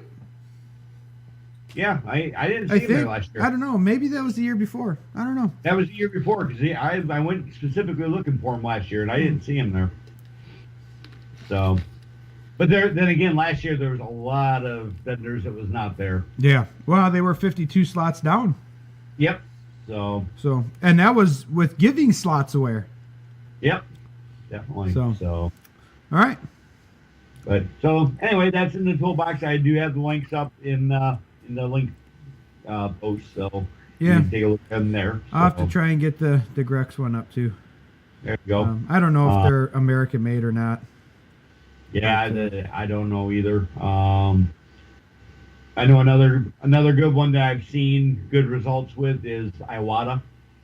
Is another airbrush that's I've seen good results with, but I don't know nothing I think about that one's more touchy. That's more for the professional artists. So well, I got a Chicago pneumatic automotive touch-up gun, and then I got my Grex touch-up gun or airbrush. And I've used those the small, like you said, it's like $10, $14 at Harbor Freight. Yep. Like you said, they're pretty much a throwaway gun. You get like 6 canisters with them, and I'll use it, paint the plane, and I'll throw it away there you go. for $14. Yep. I'll buy one when I need to paint another plane. You got it. Saves a lot of cleanup and whatnot. So. Now I have begun to like the Grex one that I have, and obviously I'm not going to throw that one away every time because it would get expensive. Oh, you ain't kidding. But the other thing I can suggest with that is make sure you put if you use just a regular air compressor, make sure you put a water separator on there, and an air filter also, because all the little particulates and moisture and a lot of times those air compressors have oils and silicones and stuff that'll get into the lines and go in through the gun, and you'll get fish eyes and stuff like that because of it. Oh yeah. So definitely. One other note on the airbrush, you're going to want to get a double action airbrush. Oh yeah. And basically the double action means you control the air pressure and the paint flow. Whereas a single action, it's kind of like a rattle can effect, if you will. So. And now remember, we did share Pete Goldsmith's weathering video, which he does a very good explaining the airbrush in that. Yes, he does. So anyway, that's in the toolbox with Lee. Uh-oh. My heater went out. Oh, crap. My little space heater. That didn't last very long. Too much power? I don't know. Maybe it just got warm enough or something. Well, we'll see what happens. There you go. Oh, no, she's kicking right back on. Whoo, buddy. Living the dream. All right. We're on her now. You got it. Well, the problem is it's not my body gets cold, but my feet get freezing being on the concrete and stuff, you know? Oh, yeah. Get yourself some of them foam floor pads. Yeah, well, that'd be expensive to line this, but maybe worth it. Well, underneath your desk or whatever. Yeah. I'd like to do it to the whole frickin' my area that, you know, that back area where I work most. Yep. Yeah, that'd be awesome. Watch Harbor Freight occasionally because they'll have them things on sale occasionally where they're dirt cheap. Fantastic. All right. Let's move on to safety. Oh, boy. Safety 101 with yours truly. Insert noise now. You know what that means. It's time for a safety tip from the ChadLee Show. Go. Okay, I guess I put it in there already. All right, so, you know, I want to keep on the same thing. We've talked about paint. Lee talked about the airbrushes, stuff like that. I just want to touch briefly on chemical and vapor safety when especially when you're using the automotive. But even, you know, a lot of the acrylics and stuff like that, if you're using the Model Master paints and testers and that stuff, and you're using mineral spirits, you know, put on some rubber gloves. You know, if you're using MEK, poly brush, put on some rubber gloves. Wear a chemical, you know, respirator. Not a air filter one, but it needs to have the charcoal filters for chemicals. You know, it may be okay now, and, you know, you can breathe it all in and rub it all over your hands and all that stuff. But later on, you're going to be feeling the side effects from that stuff, you know. Asbestos was great in the beginning, too. Oh, yeah. You know, I'm just throwing that out there. You got it. So yeah, think about that stuff, you know, especially for the younger guys in it. You know, the older guys tend to try to take care of their bodies more because they're know what happens. They're feeling the effects already, you know, but us younger guys, we think we're invincible. We're not invincible. You only get one body. You only get one set of hands. You only get one set of lungs. Sometimes. Yeah, but you know what I'm saying? So yeah. Oh, yeah. take care of that stuff. Take care of yourself, yeah. Yeah, I mean, the old guys ain't just lying to you about stuff. No, they're not. And they said they wish they would have done this and that when they were growing up. Well, and take heed to it. I know I didn't. So. You know, sadly, I'm only, what am I? I'm like 35, 36. I was born in 82. So whatever that age makes me, that would make me 35, right? Yeah. Sure. 35, because I'll be 36 in October. But anyways, you know, I'm feeling my years prior, and now I have some different circumstances from stuff. But you know, I'm feeling it. I have times where when I need to get up in the morning, I don't get up. My legs just don't want to cooperate. My knees don't want to cooperate with it, you know, and you know, now I have, you know, a bunch of intestinal problems too from other things. And, you know, so I know how quickly those things that you take for advantage can get taken away from you, you know. Oh, yeah. Everybody always tells me that's going to kill you sooner. That's going to kill all that bacon's going to kill you sooner. Well, by God, I hope it does some days. There you go. I know what I feel like now at 35. I can only imagine what I'm going to feel like at 70, 80, you know? Oh, yeah. If I make it that long. So, yeah, take care of your bodies. You know, wear the chemical respirators, you know, wear rubber gloves. Not only that, but you going out to dinner with the old lady afterwards and you can pull off the gloves and your hands look clean again. You can be more respectable, you know? You got to respect your woman in your life or man or partner. Yeah. I don't care. You can swing however you want to swing. Just only women for this guy. That's right. Unless you leave. Nope. Lee, Women only. Lee, you can hit on me all you want, buddy. All right. Maybe next time. maybe next life, buddy. Well, you know what makes me better from some of the others? I'll tell you right now. I know how to cook some ribs. Some There you people, go. they just can't cook the ribs right. That's all I'm saying. Are you saying some guys smoke better than the others? Well, you know, I mean, I don't like to be the guy to call somebody out. But Wait. I gotta stop you right there. Yeah, you do. oh, well, okay, so I'm gonna call them out. Let's put a real life scenario in the works, right? So the apocalypse comes, right? There's no electricity. How's Jeremy gonna live? He's gonna run out of gas. He ain't gonna be able to eat. Me, I'm still eating. I'm eating There you good. go. And I'm eating properly cooked ribs, ones that aren't overdone. There you go. Take that to the bank. You know, there was Tim Smith. I gotta find that post. That was freaking funny. Talk about something for a little bit, Lee. All right. Anyway, Why don't you get started with explaining hinges? the different types of hinges? Don't go into All the right. details, just because you have all that parts of the notes, right? Oh yeah. All right. Oh, yeah. So yeah, explain that. I'm gonna look for this post quick. All right. As far as the hinges that we use, most commonly anyway, you're going to have your pin hinges, which most people refer to as like the Robart pin hinges.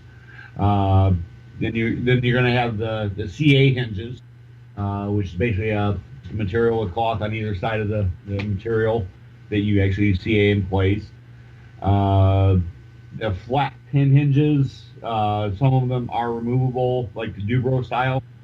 I'm just kind of hitting the key ones that most everybody knows which ones they are. There's so many different styles of hinges.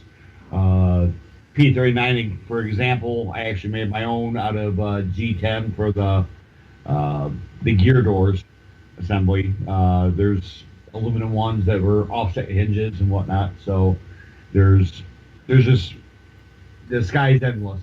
Yeah, What well, you do. especially with like the G10, like you're saying. I mean, you can laser cut that, have that laser cut. You can use a bandsaw, whatever, and you can design your own hinge. Yep. Well, I guess that's more of a control horn. No. Well, I guess Well- people are using it as hinges. They're putting bolts through it and stuff, right? Yep. Pins through it, yeah. Yep. Anyways, Yeah, if you look at the picture I did on gear doors, actually two of them on one side, two of them are hinges, and one's a hinge / control horn. yeah. So I found this post. It was on our. Tim was calling us out for deleting his painting 101. He says painting tips would be appreciated, and then he goes on to say, "Hey, any of you ChadLee listeners find yourself saying exactly a crap load of times every day, and the urge for Red Bull for breakfast?" Exactly, I do. You know, I drink a crap load of Red Bull for breakfast. Exactly. I know what you mean. So yeah, that was fantastic. Oh, you did see it because you responded exactly. Yep. Yeah, I responded with the Red Bull at 8:54, which, I mean, was breakfast for me because I had just gotten up. But That anyways, worked. so yeah, let's go on to hinges. Do we want to just go into order that I have them here? Sure, that works. Yeah, let's do that. All right, so let's go with the pin hinges. And basically the question or the topic was not really caring about the brand, which Yep. we may name some brands just so people know exactly what we're talking about. But the style and wanting to know how to prep the wing or the control surface for the hinge, tools to use, what glues to use, stuff like that. So we'll go about that. So let's talk about the pin hinges, which is like the typical Robart style, or those not really clear, but the translucent white ones that a lot of the ARFs have. You know what I'm talking about, Lee? Yeah, I think Great Plains has them also. Yeah, they're basically look like a dowel with a hinge in it with the ribbing, so that it sticks in. So I'll go over, and then Lee, you can kind of pick up on stuff that I may miss. How I like to do it. First off, anytime I'm using like a nylon hinge or anything like that, that's a molded hinge, and those are molded hinges. You want to clean those up with an alcohol or something like that, because they're going to have a release agent on from when they're molded. Yep. And the idea of that release agent is so that it doesn't stick. So you don't want that on there when you're trying to glue it and make it stick into your plane. You got it. So clean that off real good with alcohol. I like to take a drop of mystery oil, right? And then I'll put that drop in the actual where the pin runs through the fingers of the hinge. You know what I'm talking about? Yep, I know what you're talking about, but I'm going to stop you right there. I don't do that anymore. I end up using silicone grease. Oh yeah. And the reason being is the Marvel Mystery Oil or your oil products is a petroleum-based product that can affect some of the plastics in the manufacturing of Well, it. there we go. So yeah, and the other thing I've used too, and the reason I stopped using it was just because I used to use Vaseline. Yep. Which I guess, is that a petroleum base too? That's still a petroleum-based product, Yeah. that's what I used to use all the time. Yeah, and I used to put that, but I did have where if you don't get it in there good enough, your glues can still wick beyond below that and get into the hinge also. So I'll have to try that silicone. Yep. You'll have to put a picture or something of what you use. Okay. Because I can do that. now that you say that, I can see that because it's plastics, and I mean, look at ABS with gas. Yep. I mean, I know a lot of them are made out of nylon, but nylon still has a plastic element to it. So Yeah. So yeah. So not saying that you're gonna die if you use no. mystery oil or whatever, but yeah, Lee brings up a good point. So anyways, that's what I do, and that was one of the things that I seen a lot was people asked if you should do that, if you shouldn't do that. I guess it's not a necessity, but I tell you what, if you ever get the glue in the hinge after it's glued in, you're gonna be kicking yourself in the butt for it. Just don't use a whole lot. Just use just enough, because you don't want it so that the whole hinge gets covered in it. Exactly. I'll share with you a tip that I used to use with Vaseline. I would take an old pop can and throw just a bunch of the Vaseline in the bottom side of the can, and I'd heat it up to where the Vaseline was like a liquid, and then I'd fold the hinge, dip it in there, and then take the hinge back out, fold it over again, and dip it in there. That way it got all the way in through there. It was in a liquid state, so it worked out really good. But I don't use that anymore. So, man, I sure hope we're recording right now. oh man, are you not knowing how to operate your equipment again? It says that we've been recording for 1 hour and 40 minutes. Now, what I'm hoping that means is the total time, and I must have just paused the recording when we took our break. Because we haven't been back for 1 hour and 40 minutes. That's for dang sure. Yeah, that's for sure. And hopefully you just paused it. Yeah. Maybe it goes up to 142. Which, dude, I tell you, that's going to suck. You want to know why? Because now Editing. I have to try and find a spot where we did our break. Okay. Hopefully it's easy to find with silence or something. Yeah. So, yeah, it's counting up because now it says 1 hour and 41 minutes, so it must be recording. All right, so let's go into. Now I have seen some people, and I've never done this, and they actually drill out the stock pin that comes with it, and they'll replace it with. I'm guessing a lot of times it's when they run the one pin through all the hinges. Correct. I personally have never done that. for one simple reason. If you lose that one pin for all your hinges, what's the point in having multiple hinges? Yep. Got it. And people can say, well, what's the chances you're going to lose that pin? I've seen it happen twice to the same person. you know who I'm talking about? Me? No. Oh. It's not John, but he likes the cherries. Oh, that guy. Yeah. With his Newport. Really? Okay. Yeah. Twice. 2 different shows. So yeah, I've seen it happen, and I mean that kind of defeats the purpose of having the multiple hinges, in my opinion. Yeah. I've had it happen on my Wildcat, where I almost lost my elevator. Yep. Well, he lost his rudder one time in an elevator. There you go. Those are kind of important. Yeah. All right. So yeah, I have seen people do that. They have like the sockets so that you can make them removable. I don't use those because they're so bulky. Yeah, they are. As far as drilling out them pins on them, I don't like drilling those out just because there's not a lot of material around that pin. Yeah.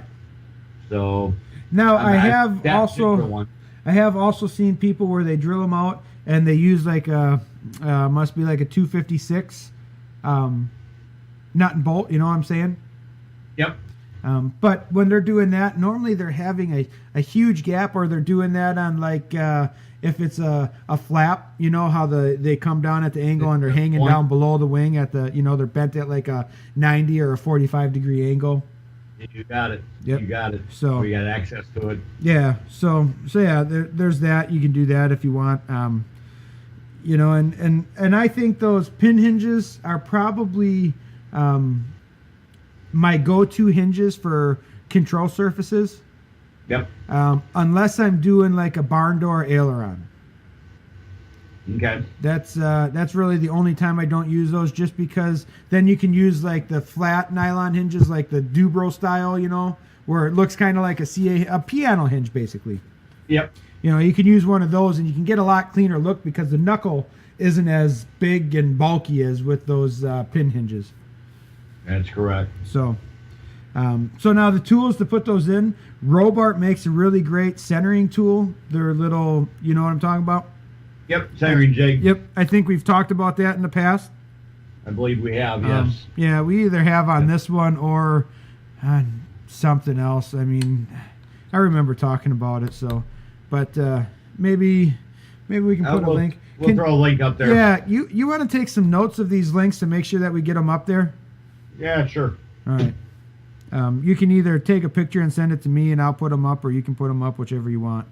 But I just don't have anything to write with handy. I'm just happy I got my heater for my warm feet. All right. There you go. So yeah, there's that tool. The other thing I want to talk about, and if you follow on the Balsa Builders, I think it's been on, and some of the other sites, is if you ever have to remove those, just simply take, and I don't care if it's one that fits perfect around a hinge or not. What I do is I pick one that I can easily plug. You know what I'm saying? So a lot of times I think it's like 3/16 is my go-to size for it. Maybe a little bit bigger. But yeah, so you just take that and I just take a saw and I put a couple of basically what make it look like teeth. And then you chuck that up in a drill. If you find, if you use like a 3/16, you can put the inside diameter, you can put a 3/16 dowel inside. And what that'll do is make it so you can clamp it into a drill. That's why I like to use a standard size. And then you don't have to worry about crushing it and it stays nice and true. And then you just basically put it over the top of the hinge and drill through. Once it's through, you shove a piece of balsa, or you can even just use a piece of hardwood dowel and shove that in there and glue it in, and you're good to go. Yep. That works out really good. Usually use sharp brass too, so yeah, for doing that. So That's one of the best ways. As far as gluing, I know there's been a lot of topics on putting the pin hinges in. The way I normally do it when I go to mix up my epoxy or whatever, I'll actually take a toothpick and mix up my glue and put it inside of the hole that you drill out for that pin hinge to make sure the wood is coated, and then I'll fill up my pin hinge itself so that it's got enough that it oozes out as you're pushing it in. You want to make sure that barb's got enough glue all the way around it to lock it in. Yeah, definitely. You know, and with using those also, man, why do I sound super like hollow? Do I sound like that to you too? A little bit, not bad. Anyways, let me try this. Just a second. How about now? Echo, echo. Oh. You know, I got this one. Let me find it. Where is it? Here. I think it's this one. Hello. No, not that one. Nope. This one. It'll go on forever. Nice. Oh God, shut up!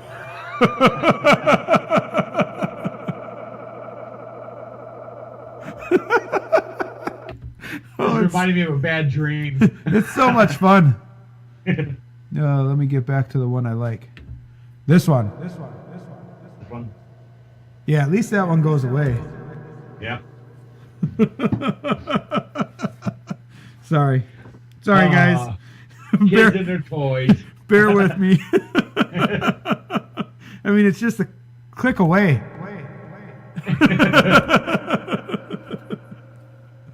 All right. This is why we can't have nice things. Anyways, so you touched on the gluing, right? Yep. What type of glue? Did you go over types of glue? I didn't. Usually on pin hinges and stuff like that, I'll use a minimum of like a 5 minute, maybe a half hour glue. Just depends on her epoxy. Well, let me tell you this right now, guys. Epoxy does not stick to nylon.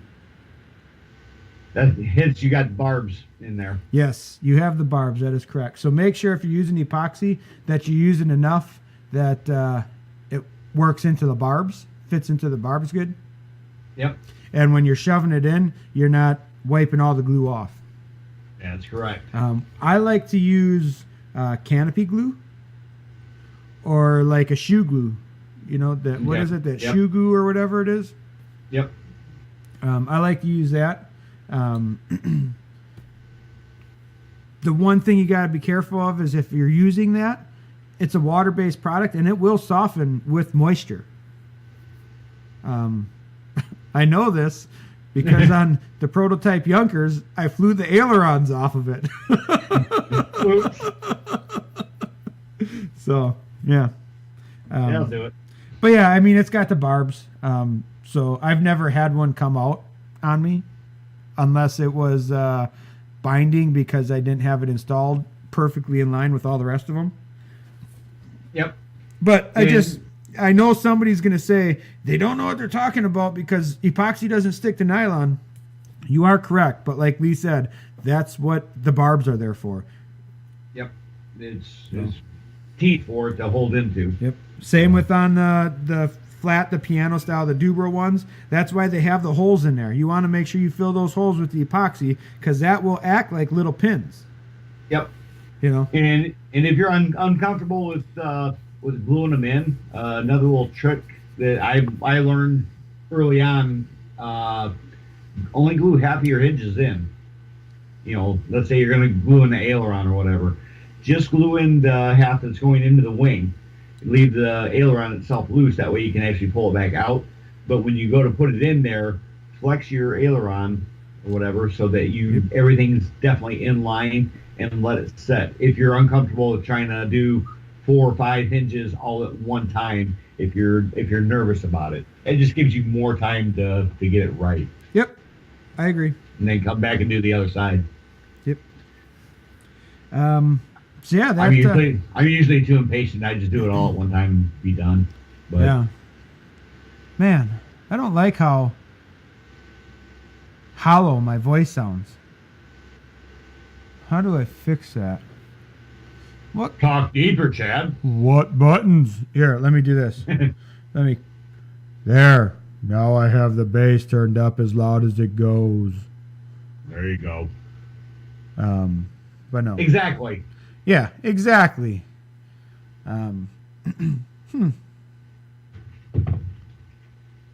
That's right. Maybe I can do this. Oh, nothing. Yeah. Oh boy. Okay. So now let's move on to the CA type hinging. All right.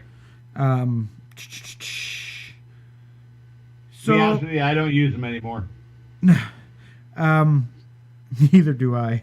They're a great hinge for like the smaller sport planes. Yep. And I know they come with a lot of the ARFs and stuff like that, the bigger ones too. I've seen where some of them have come with it, up through like 35, almost 50 cc's. And they're plenty strong, I guess. But not my thing. I'm not a big fan of them. I have seen them break. Yeah, and there again too, that's the same thing. It's they're gonna fail when you don't have them installed properly, perfectly in line. Yep. So yeah, but yeah. So I guess prep it. You want to slot the wood. You can either use just a regular number 11 blade, or they have the hinge slotting tools like the electric Great Plains one, or they have the manual ones with the red handles and the two little points. Yeah, the Dubro hinge slotter. Yeah, you can use that. I do recommend also in the very middle drilling a hole.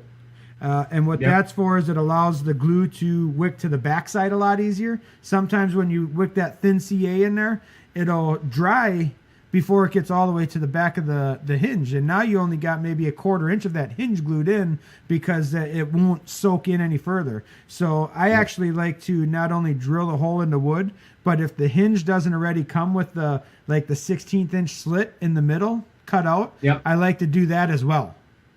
Okay. So those are designed to go with thin CA, not medium or correct. thick or anything. Yep. And they're designed, it's a CA hinge. It's designed for CA. And I know you can get like the really thin aliphatic resin, the superphatic from Deluxe Materials or whatever it is. Yeah. It's not going to work the same. There you go. So yeah. And those, like I said, the application for those are great for, your smaller sport models, stuff like that. That's not going to be up to a crap load of vibration. Because there again, you're basically taking fiberglass and you're like, if you snap the fiberglass when it's hardened and you can wiggle it back and forth, but eventually you can sooner or later it's gonna break. Yeah, you can only use it so much. You know what I'm saying? So yeah, not a big fan of those, me personally. Not anymore. Like I said, they're great for the smaller to quick make it happen. But even then, when I do them, you got to be careful that you don't wick too much and it doesn't drip down your covering, and it can be a big mess. And then if you need to rehinge, it's really hard to get those hinges out of there easy. You're cutting them and you can just slide it over, but eventually you'll run out of room. Yep. And you'll be cutting out it's happened. Normally, I guess when I was using those, I wasn't as good of a pilot, or they were on planes that I didn't care as much about. So I did tend to crash them and bang them up a lot more. There you go. So, but that's what is the fun in it, You got it. No, it's not. I hate crashing. Yeah. It makes me feel like crap. It makes me feel like I'm back down to Lee's flying skill. There you go. It happens. I was really hoping that somebody else was going to join me on the show when you slept in, because I was just going to make fun of you the whole time. Like when Joe Vermillion was still part of the show before he got too good for us. Yeah. and we made fun of him when he didn't make the show. Oh yeah. That's what I was gonna do to you. I'm an equal opportunity person. Exactly. Hey, I tried. I did get back to it though. Yep. Once I woke up. Yep. So. Yeah. So we shall move on to the flat piano style Dubro hinges. Now I'm doing the little quotation mark thing. Air quotes. You guys can't see it, but Lee can, right? Yeah, that's right. Air quotes. Either that or Chad's waiting for Easter to come up and he's got 2 bunny rabbits running around. It's sad. So yeah, these are probably with the pin hinges the most universal. I think even more universal than the pin hinges. Yeah. But the pin hinges work better in certain applications that these don't. Like we said, the flap when you have the hinge point below the flap. Yep. And also like if you're doing a fries or freeze aileron, whatever it's called, like what the Cubs have and a lot of World War II planes have, where it'll actually put when your aileron, when it actually goes up, part of the leading edge goes down, and that's to help with the adverse yaw. Yep. A lot of the World War II classic stuff like that have that. So that's where the pin hinges work that the flat hinges don't. But now the flat hinges work a lot better for, say, like hatches, doors, stuff like that. Barn door hinges, like I talked about earlier. So, yeah. Case in point on my P39, the flaps were actually a piano hinge flap. Yep. And I could have ordered a brass piano hinge. There are manufacturers that have them. I ended up getting the Dubro style and basically pulling the pins out. I used a larger style anyway that has the cotter key with it. The quarter scale. Yep. That's how they market them. And anyway, I ended up using that to simulate the piano hinge on that. So, I mean, it took a lot of them, but they're easy manipulated. Well, and the other nice thing, and I'll talk about these, because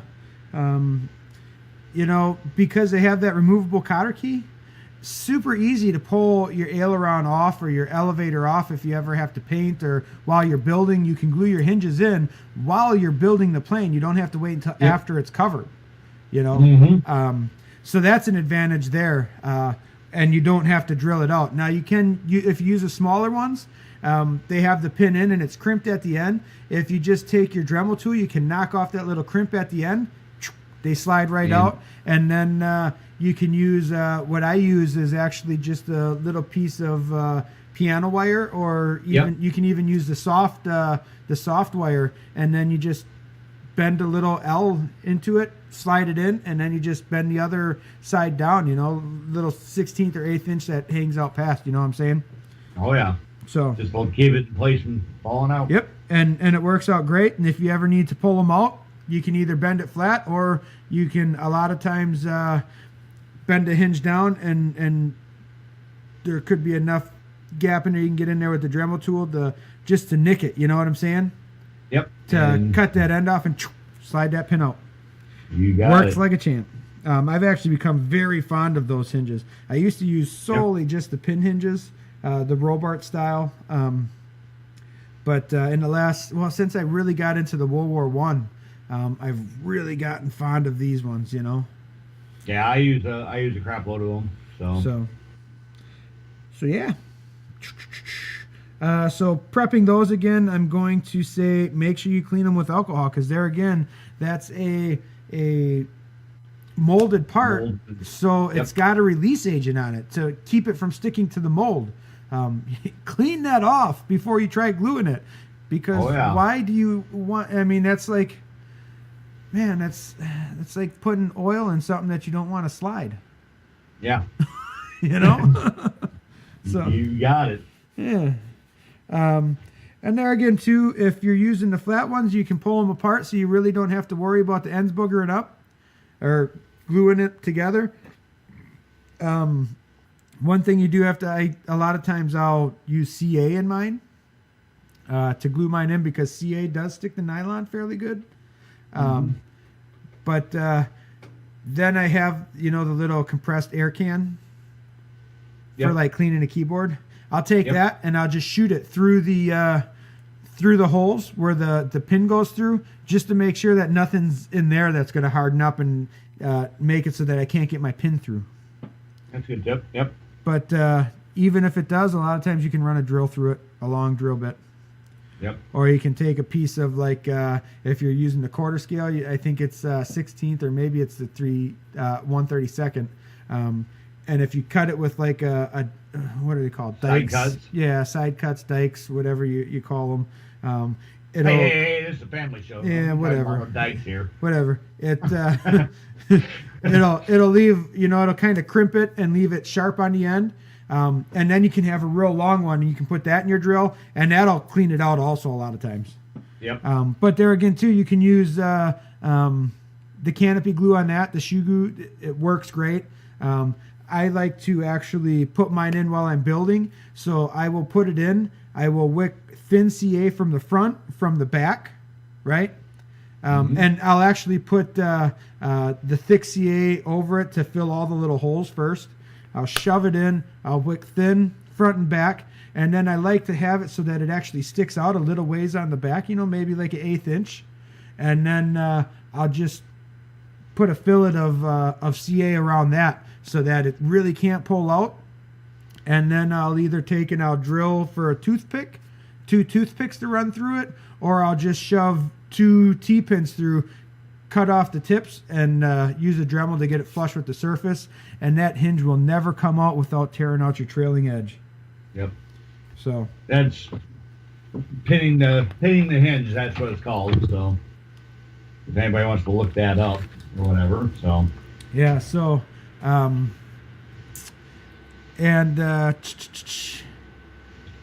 that's all done before it's covered. So even if you screw it up, you can cut that section of the trailing edge out and redo it if you need to before it's covered, anything like that. None of your pins that are running through are showing. Now, if you glue them in after it's covered, that's when you really want to use the T-pins because it's just going to show just a real little bit, and a lot of times if you push it down far enough through, and before it's, what I like to do is I'll shove it all the way through. I'll cut off the end on the bottom, pull it back about halfway, cut off the end on the top, and then I'll shove it down in, and it's actually inside but just below the covering. Yeah, so that way you can put an iron back over the top of that covering and you really can't even tell there was a hole there. Yeah. Yep. So it takes a little bit of practice, and depending how thick the material is that the hinge is in is dependent on if you can do the recess thing practically. Yeah. So yeah, but there again too, you got the tools. You can use the Great Plains hinge slaughter, the manual hinge slaughter thing. I actually make my own, which I call the shiv. And I do have a video online on that on the Balsa USA YouTube if they haven't pulled down. I know they've been pulling down some of my videos, but there was. I'll try and get some of those put up on our page. Technically, I do own the rights to all those because 99% of them I did on my own time anyways with all my own equipment. So yeah, I'll try and get that. But it's just basically a hacksaw blade that I cut, put it into a piece of basswood, and then I'll cut a long taper on the front so that you can kind of stab it in there also. Works great. Gives you the perfect thickness for those nylon flat piano style Dubro hinges. You know what I'm saying? Oh yeah. And you got a cool name like the Shiv you can put on it. Yeah, you got it.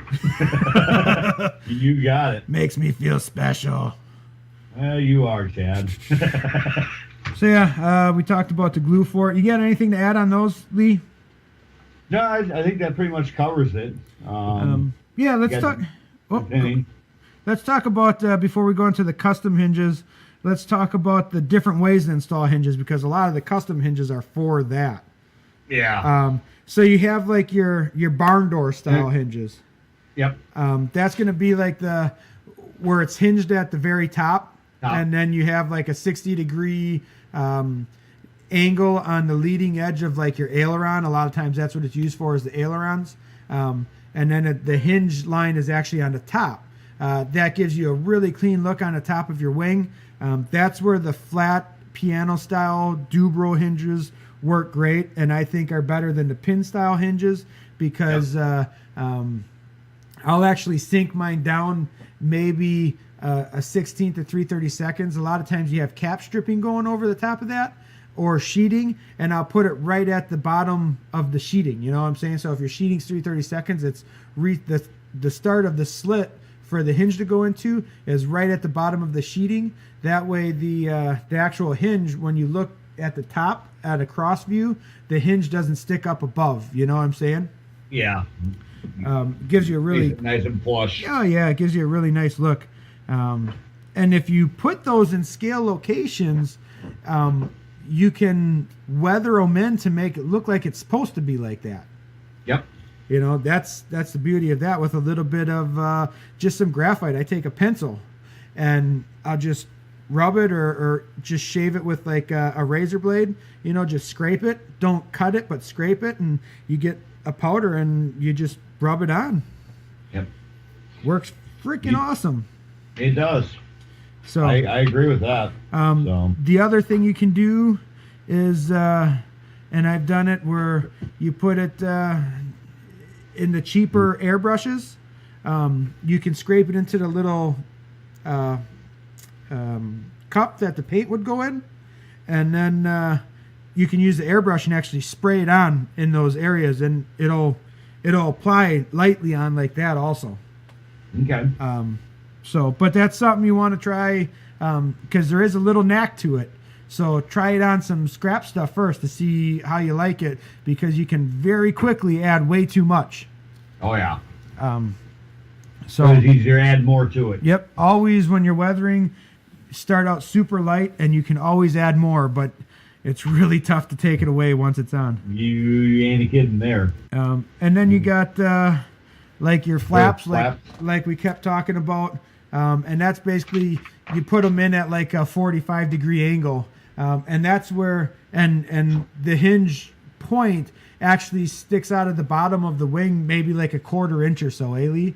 Yeah. And that's where those point the pin hinges work great, because they look a lot more scale that way too. Yep. So yeah, those work great that way. And then you have, I brought up about the freeze or fries, like with what the Cubs have. I know the Grumman Duck had it. I know like the Curtis Sparrowhawk and stuff like that have it. And that's basically the hinge point is actually inside the aileron, say, like an inch and a half, so that when it hinges, the leading edge actually goes below the wing. And it'll have like a 1/4 of a circle carved into. Yep. It almost looked like an airfoil, its own separate airfoil for the aileron itself. And that keeps it nice in the wing, and so that works good. The pin hinges work good for that. I couldn't see a different type of hinge unless you made one out of like G10 or something. Yeah. A custom one. Which brings us into the custom hinges. I want to talk about the Fry's ones. And like I said, I use the pin hinges a lot. I used to be a World War II guy before I started with Balsa USA, and really got into World War I. So I do know quite a bit about that as well. But if you take 3/16 inside diameter brass square, right? And you can solder a 440, the small pattern 440 nut to that and drill a hole through, and you can run the pin style hinge into that and use a 440 set screw or something to pin it in. And that works great for being able to extend that hinge point out a lot further. Because, I mean, I'm looking at a Robart one now. You got about 1.25 inches of material from your hinge to the end of from your hinge point to the end of the hinge that goes into the wing. So that gets it out further so that you can do those fries, ailerons, stuff like that. You know what I'm saying, Lee?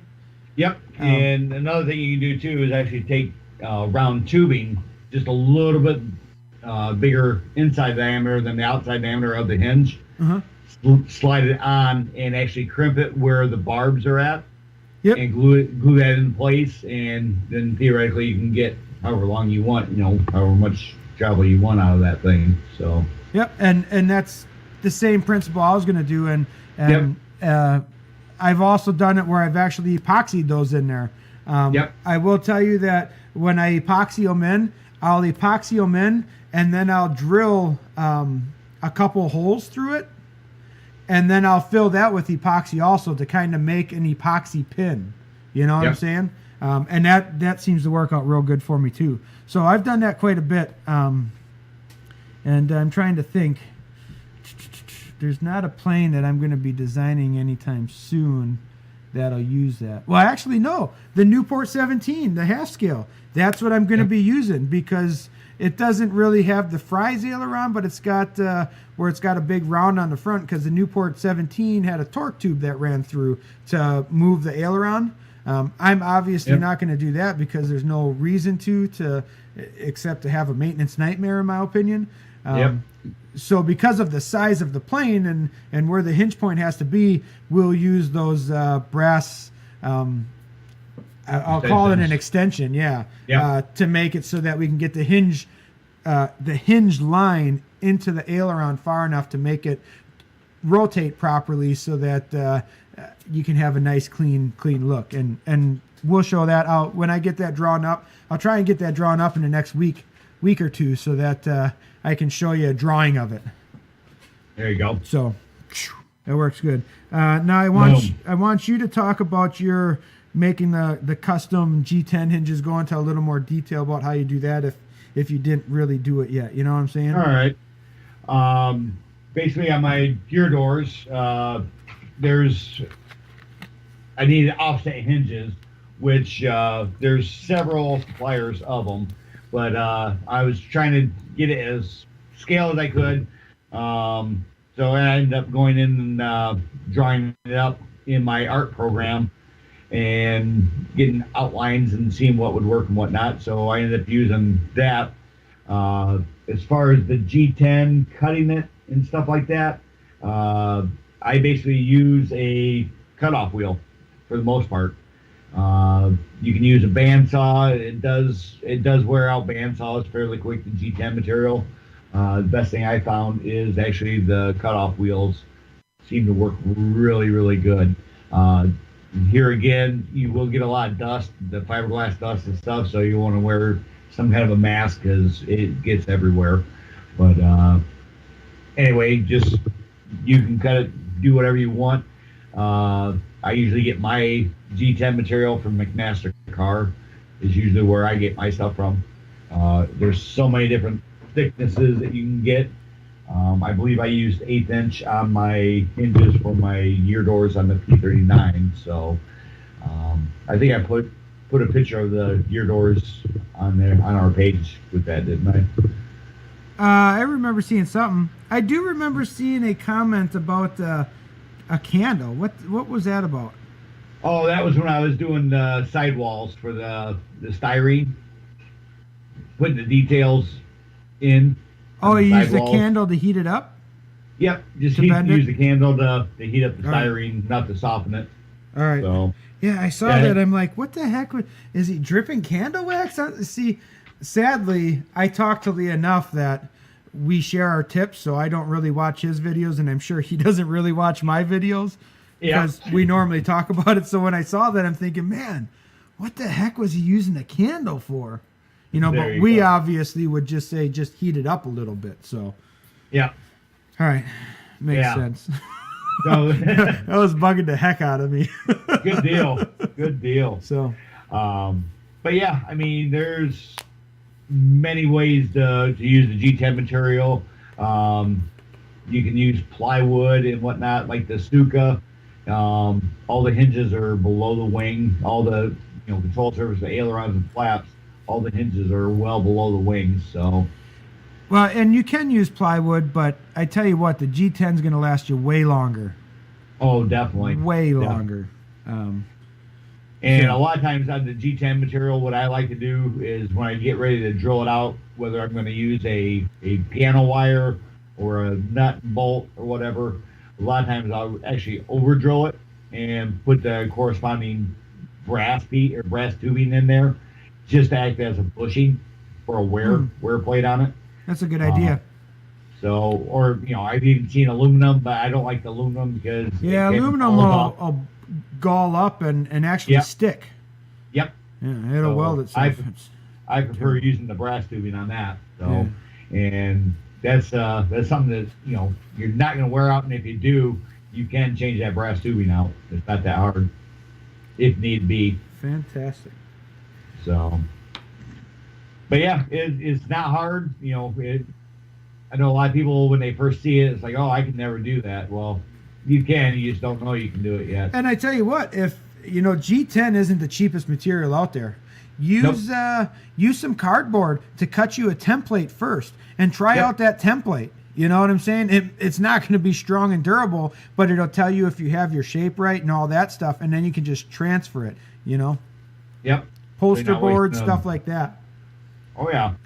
I played around on my computer quite a bit, and even after I actually wasted 2 hinges because of the compound curve that was in them gear doors, that I had to actually extend my control horn one in the center, so because it wasn't reaching the right area that it needed to. So Fantastic. I think I say fantastic a lot. yeah, you're getting there. Do I say fantastic more than crap load? You used to say crap load a lot. You're starting to say fantastic form now. Fantastic. Exactly. Crap load. That's a Definitely. That's a fantastically crap load of stuff. I don't know. Yeah. I can tell you one thing though, Clint, if you're listening, this freaking heater keeps me from complaining about the cold. My feet are toasty warm. Toasty warm. Nice. I love it. This is the way to go. I have There to you thank go. Roger Denny for this because he gave me this heater a long time ago. I got one similar to that heats my garage. Did you see it when I brought it in? Yeah. Yeah, it's freaking fantastic. All right. I guess that's it for hinging. You got any more on hinging? No, I think we covered most of All it. right. And there again, if you want something more specific, feel free to ask for the Freedom of Information Act. When we ask for those questions, it doesn't have to be about the topics. It can be about anything. So if you come to a project and you say, man, I wonder what would be the best style hinge to use for this, shoot us a message during the show or for the show, or you can even just send us a private message. And if we don't have a show coming up in the near future, we'll just shoot you an answer. It's not that tough. Yep. I agree. I can't see you, Lee, so I don't know when you're doing something else. You can see me, so you know if I'm paying attention or not. Yeah, I'm not paying attention. I was looking at something else. Yeah. But All I was right. just looking at the show notes. Man, you got all the you don't have all the questions. No, I only got the ones that they put on the ChadLee page because you're the one that shared everything. So All right. I don't All right. I don't pay attention That to works. what you post. Are you kidding me? Unless you tag me in it, I assume I don't know. need to see it. I hear you. That works. So let's go through. I only have 4 of them. We'll save Jeremy's for the end, just because I don't care. Oh boy. Oh, one actually. Oh. let's go on the first question that Jeremy has. How can I possibly cook ribs as well as Chad Osmus cooks his? I've been striving my whole life and have yet to accomplish this, and I just wish Chad would let me know. Jeremy, I can tell you, it's called using a real fire. None of this electric stuff. You don't want to pull them off and bring them into the oven, fire up the generator for your crock pot or slow cooker, whatever you want to call it. If it uses electricity, it's the wrong way. There you go. If it falls right off the bone when you pick it up, it's overcooked. Nice. Nice. All right, so let's go into the Freedom of Information Act. We need to really come up with a little jingle. If anybody's got an idea for a jingle, I want to come up with a jingle where Lee and I can do a fun little thing, and not necessarily like a pre-recorded one, but we can do it every time. So it's got a little different, but it just makes it fun to kind of needs to be kind of amp us up. You know what I'm saying? repeatable. Yeah. Yep. Like I don't know. Oh, I exactly know what you mean. So let's go in. Adam Klein has the first one. In your opinion, what is the best way to get into scale competition flying? Thanks. The best way to get into scale competition flying is go to a scale meet. Yep. I mean, it's not something that you have to get selected for unless you're trying to go to like Top Gun or something like that. But the best way to make it into Top Gun is to build stuff that's Top Gun capable and fly like you deserve to be there, and you will be noticed. Somebody will notice you, but I mean, you can go to Scale Masters and NASA, stuff like that all day long. You don't have to get invited. You just go there. You all right? Yeah, I don't know. It just died off again. Oh, so yeah, I mean, that's all. That's all it honestly takes to get into scale competition flying. You just go to them. The only one that I'm aware of in the States is Top Gun, and then some of the other ones you have to qualify, but you can go to their qualifying events without being invited. Yeah. So that's it. It's super easy. The biggest thing you're going to run into is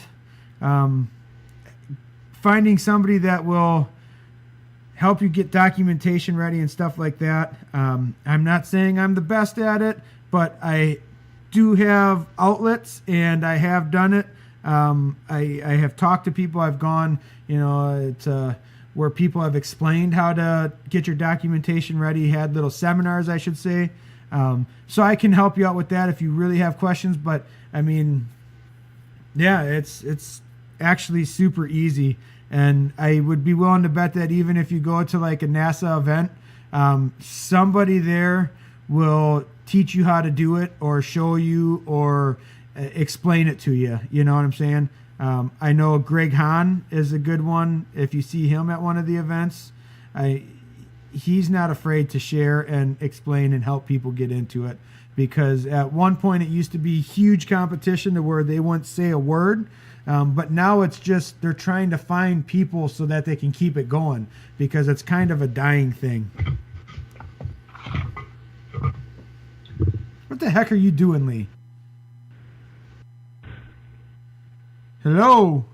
Hello. Hello. Hello? Hello. Hello. So, all right. I don't know. I got full bars here, and it starts dying out, so I didn't know if it was on your side or mine. Hey, dude, I got between 1 and 2 bars. Oh, okay. So it can't be my side. But, I don't know. Oh, well. Yeah. We're here. Screw it. All right. Next one is Bernard Adderley. Now that I've... Oh, you want to read it? Yeah, I'll do this one. Okay. Now that I've begun building a scale bird, how do I find appropriate fly-ins to attend? And second part of the question, how does one enter the competitions? And third part, what level of competition should one enter? As far as finding appropriate fly-ins to go to, it kind of depends on what scale bird you're doing. Are you doing a scale 3D bird, or are you doing a warbird? Or There is no scale 3D bird. There is. No. Okay. Anyway, I hear ya. There's no. Tell me one real plane that flies 3D. Oh, I know they're trying to emulate them now. Yeah, there is no scale 3D bird. I hear you. So I'm just throwing it out there for reference. nope. Take it back. No, I refuse to. Take it back. Okay, I will. I agree. Yeah. Anyway, one of the best things, look in the back of the AMA book that you got. Or magazine. They will list out a lot of the events that are being published and whatnot. In the Midwest here, I know a lot of the ones that we go to are the Warbird and Classics, and that's really good. The ones that if you got a scale bird and you want to be kind of respected. Sorry. Wow.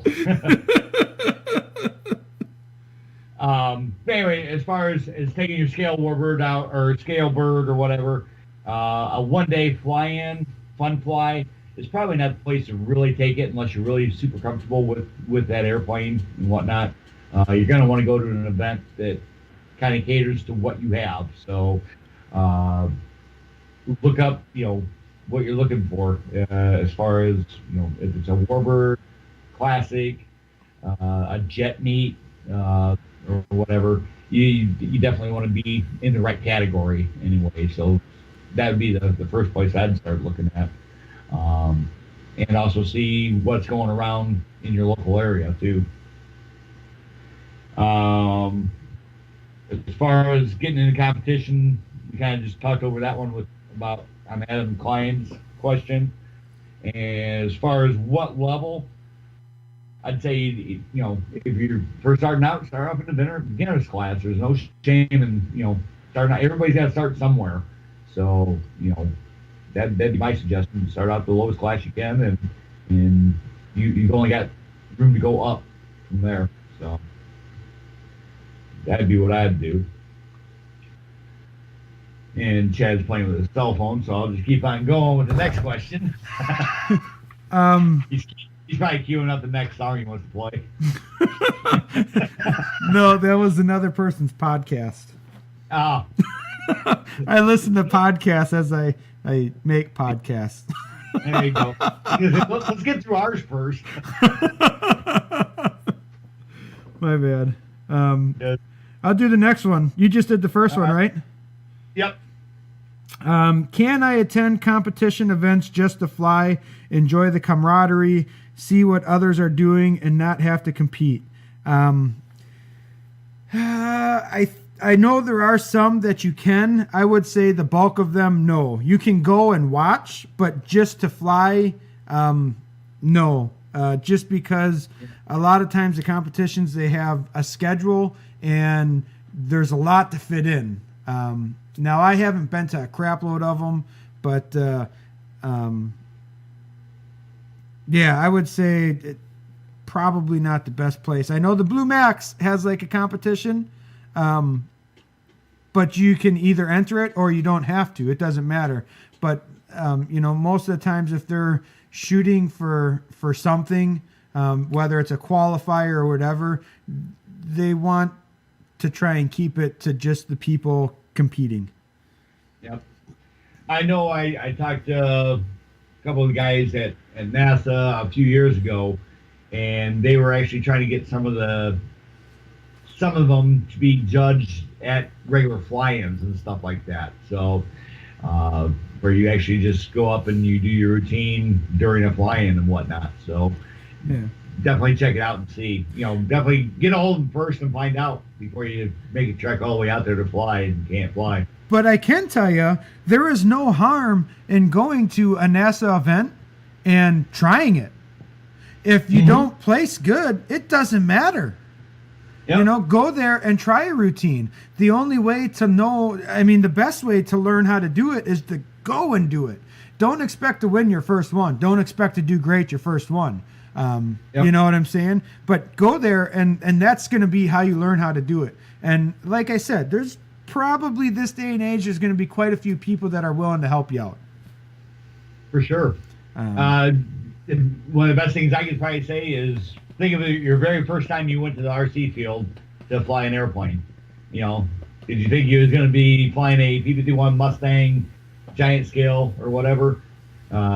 You'd learn how to get go. So if you go in with that attitude that you're going to go in there to learn, be better off. Well, and go there and just be honest with the people. Say, hey, this is my first time doing a competition. Is there any advice you can give me? Yep. Shoot. I remember the first time I went to Top Gun. It wasn't that long ago, just last year. Yep. And that's exactly what I did. And I had a couple of people take me under their wing. And, they helped me out a lot. Pete Goldsmith was one of them, and he helped me. He didn't help me pick my routine, but he gave me some tips on what to pick and why to pick it. You know what I'm saying? He didn't say, do this, this, this, and this. He said, if you do this, here's the advantage, here's a disadvantage. If you do this, here's an advantage, here's a disadvantage.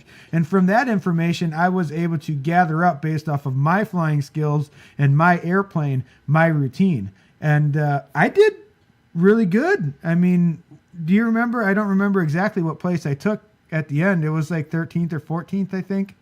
Yeah, something like that. Out of 56 people in my group, which I beat some people that I was surprised. That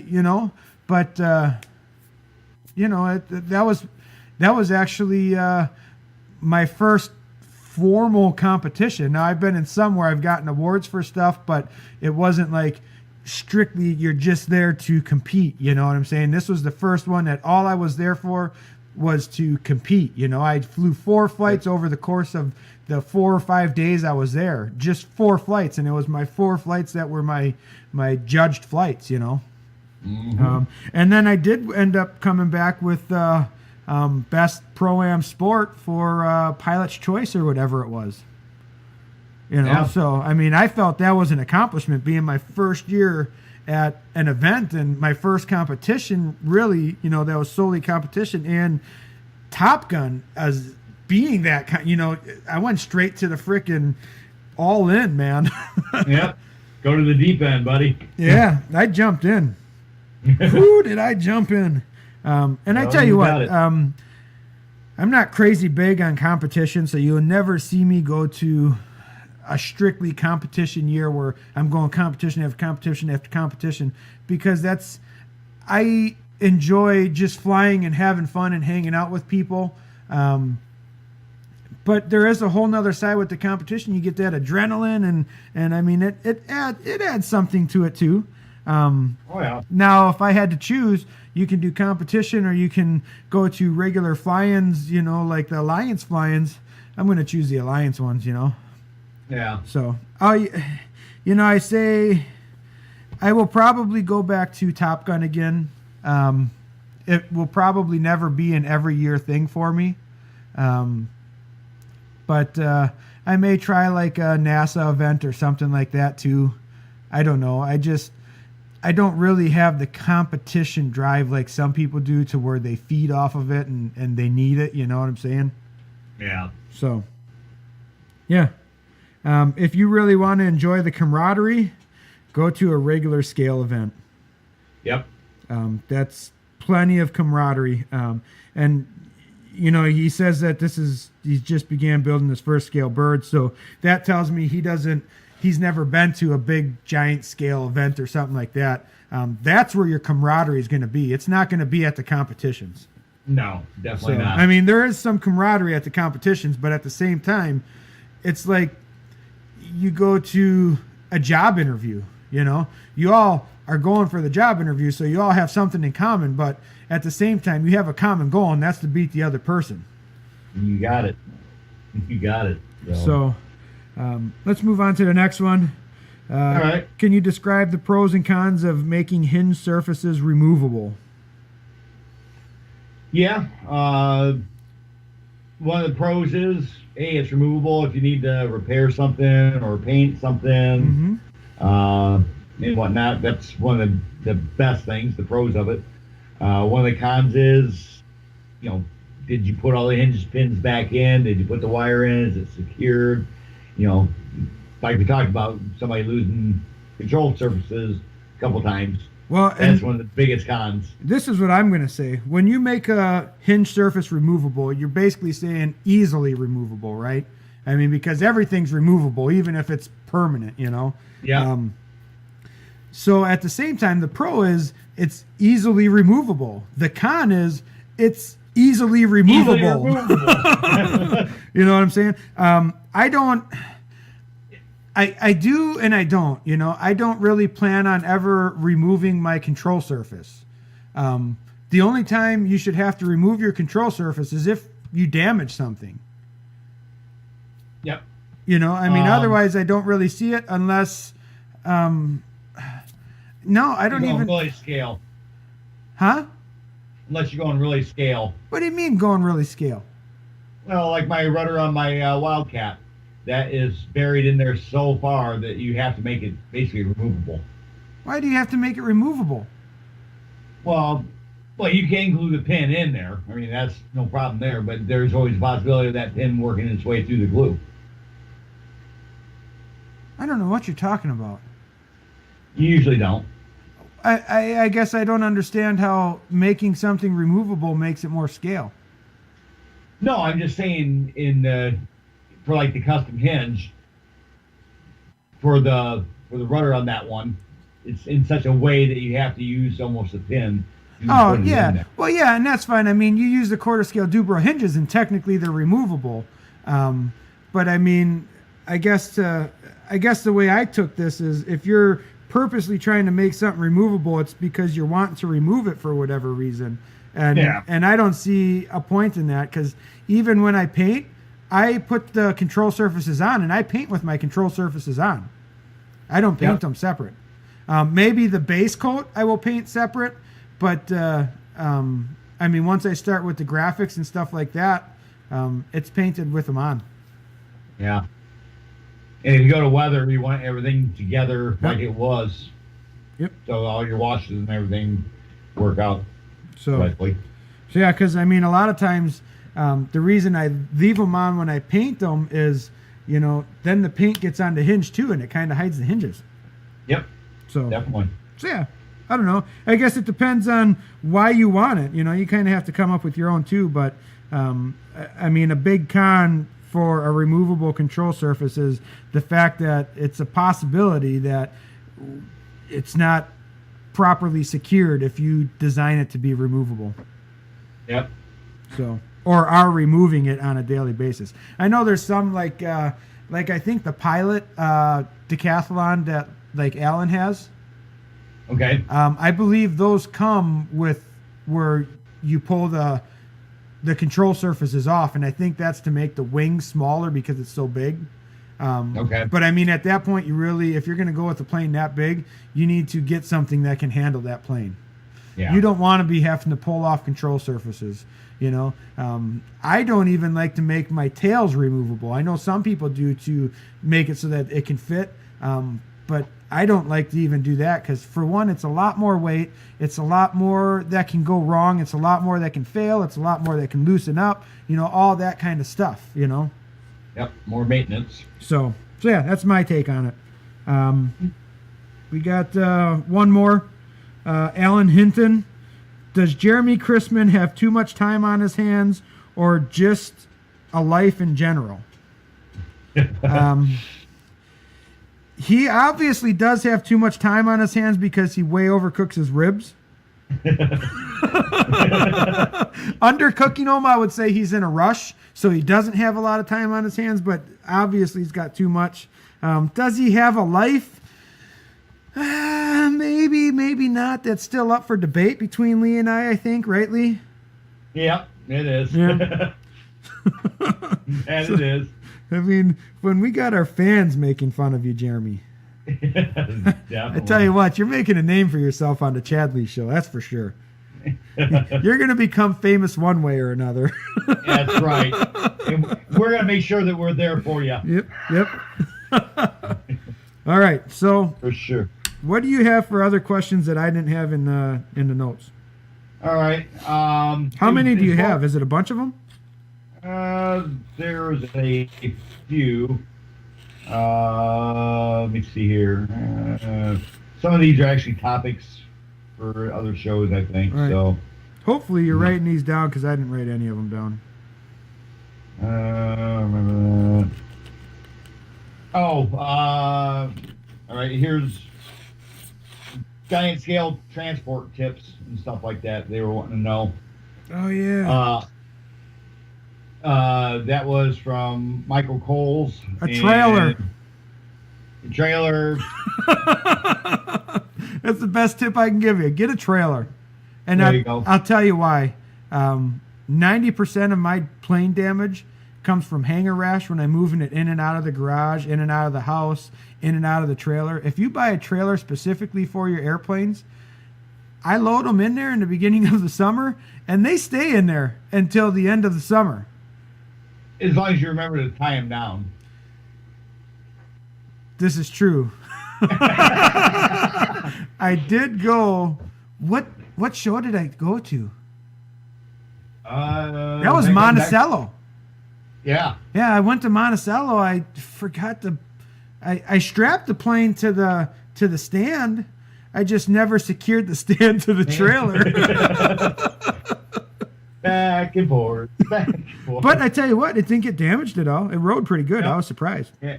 I noticed it when I was in Chicago on my way to Monticello. So I was like 2-3 hours away. Yep. And I decided, another well, it hour rode ago. that good that far. I'm just going to leave it. Yep. And I did too. There you go. Yeah. But yeah, that question was from Michael Coles, and Mike Perkle kind of had the same question. Transporting aircraft to and from the field, also ideas on how to store aircraft. Two things that he faces all the time. Yeah, and that covers the storage too. Even in the wintertime, I store my airplanes in the trailer, the ones that I fly most. I'll pull the batteries out. I make the batteries so they're easily removable. I'll pull the batteries out, pull them in my garage. My garage is heated all year round, so that they don't freeze. And mine are stored out in cold storage out in the trailer. It works out really good. There you go. I know I usually build some kind of a stand, whether it be plastic or we've used styrofoam quite a bit for each specific airplane.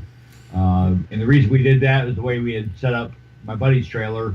It was exact same footprint no matter what. And you just built the uprights out of 2-inch styrofoam to accommodate your aircraft. So that way we could put different airplanes in whenever we wanted to, and we didn't have to worry about trying to redo storage in the trailer itself. So we used, I think it was 16 by 48 for a base, and then that way it was just a standard size then. So we could take a 4x8 sheet of styrofoam, cut it down to the 16 for the base and 16 for the uprights and whatnot. And I basically do that also in my garage for storage too. So works out pretty good. Yeah, and I make a base for mine too. I tend to make mine out of PVC. I have in my trailer, I have basically a wire shelf, you could say. And with the PVC, it allows me to just use one wrap Velcro, and I can Velcro it to the wire shelf, and it's super easy to rearrange stuff like that. So I do that, and then when it's on the floor, I have my trailer carpeted, so I can just run a screw through it and screw it right to the floor. When I pull the screw out, because of the carpet, you don't see all the holes. There you go. So, and that seems to work out pretty good. There's a bunch of different ways. And like Lee said, if you can make them, if your planes are all similar size, you can make all of your bases the same. It makes it real easy to swap stuff out. I started finding it harder to do it as I got into like the third scale, World War I's and stuff like that. It just starts getting a lot different sizes, I mean, a DH4 quarter scale is the same size as a third scale Newport 17 for the most part. The platform, it's actually bigger, I think. Yeah. Takes up more room, So, I mean, there's stuff like that you start contending with, but, so yeah, you just got to work what's good for your airplanes at the time and be flexible and be prepared to change it constantly. Oh, yeah. And one of the best things I can tell you is if you go to fly-ins and stuff like that, don't go into people's trailers, but nose around when they got the doors open and see how other people are doing stuff, because that's the way we got a lot of our tips and tricks is nosing around and seeing. Ask them questions. Just flat out ask them, yeah. Yep. I tell you what, I seen one that was a real good one where they had basically it was a rollout like for a pickup bed. You can get where the bed, you can pull it out. Yep. And they built a center, basically like a wall in the middle of that. And then on either side, they could attach their airplanes. So they could literally pull all their airplanes out and just remove them from that wall. There you go. That was, I think it was Fisher. Yeah. Yep. Yeah. It was. So, I mean, there's stuff like that. And, I mean, it's all in how much you want to spend into it, I seen, like, Carl Bachhuber, he's got garage door frames and uses the wheels from the garage door as his roller so he can roll out a tray to get his massive airplanes out, Yep. And it depends on if the airplanes transport on the wheels or they don't transport on the wheels. Mine all transport on the wheels, so I try to keep them on the wheels and use that to be able to roll them out. Yeah. I did have one airplane, my Zeroli Hellcat, I used to transport on my wheels. I ended up getting run off the road, and it ended up wasn't good for the airplane. So I had to go through some rough terrain, and it bounced all over the place and basically jabbed the retracts through the top of the wing. But yeah, but there again, that's extreme. If you're off-roading with your trailer, just be thankful that you're safe. Don't worry about if your plane's you can't react. I mean, I transport mine on my wheels, and on my way to EAA, remember I got into that car accident. Yep. Where I was actually on the shoulder. I got pinned in between the guardrail and another car. And, I mean, I thought for sure my airplanes were going to be smashed, but they were all perfectly fine. And all them got transported on the wheels. So, I mean, If your trailer is going to be bouncing in the air, I don't think even a cradle is necessarily the safest way. Well, I followed your trailer a couple times, and it bounced pretty good. Just going down the road. Yeah. I have broke many of suspension. The bungees for my World War I's. I'd go through crap loads of those. I'd get to the show, I'd have to replace them. Yep. So, but yeah, it does take wear and tear on it, and I guess cradle will put more surface area that it's on. You know what I'm saying? So yeah, it all depends. A World War I on its wheels is going to handle it a lot better than a World War II on its wheels. You got that right. So there again, it's a lot of that's the weight too. Yep, and you just have to know your airplane. Every plane is going to be different. There's no one right way or wrong way. You know what I'm saying? Oh yeah. I guess there is a wrong way. If it breaks your airplane, that's not a good way. Yeah, that's for sure. That's for sure. So, all right, what's the next one? All right. Next one's from Dale Benish. How does gasoline in our engines, wait a minute. Oh, gasoline in engines, like the octane ratings and types of oil, ethanol free or 10%, does it really matter? I'm gonna let you take this one, Chad. I'm gonna look up something here real quick. Yep. Octanes will, the octane changes when it ignites. It doesn't necessarily help with, I mean, it does help with power. It's more of a flashpoint when the gasoline ignites. So the higher the octane, the sooner it'll ignite, which will give you like a ping and stuff like that. But for our models, I don't think the octane really matters. As far as the oil goes, I deal with this because I run the 15-to-1 through my Satos. They recommend it for break-in. I run it all the time. And that's what he just got a FG30, I believe. I have the FG40 sitting on my bench right over here. And then I have a couple of the 84, the 3-cylinders. But I run what the manufacturer recommends. There's a reason they're recommending that oil. Why not use it? And, you know, it sucks having to carry a bunch of different fuel cans around. But for me, I would rather carry 2-3 different jugs around than ruin an engine. You know what I'm saying? The Satos are going to need 20-to-1. The DLEs, I think that was the other one he had. The DLE will run on 20-to-1, but it's not going to run the greatest. And I have run mine on 20-to-1. 15-to-1 actually is what I ran mine on. And it runs, but it definitely runs on 32-to-1 better. I'm not a big one on going to the 50-to-1 if it's not recommended, or, you know, I know DA, I don't know what they recommend for theirs right offhand, but I know theirs is one of the higher or lower ratio, however you want to look at it, ratios, lower oil content. So yeah, I'm going to say run what the engine recommendation is. And anytime you deviate from that, don't complain if something happens.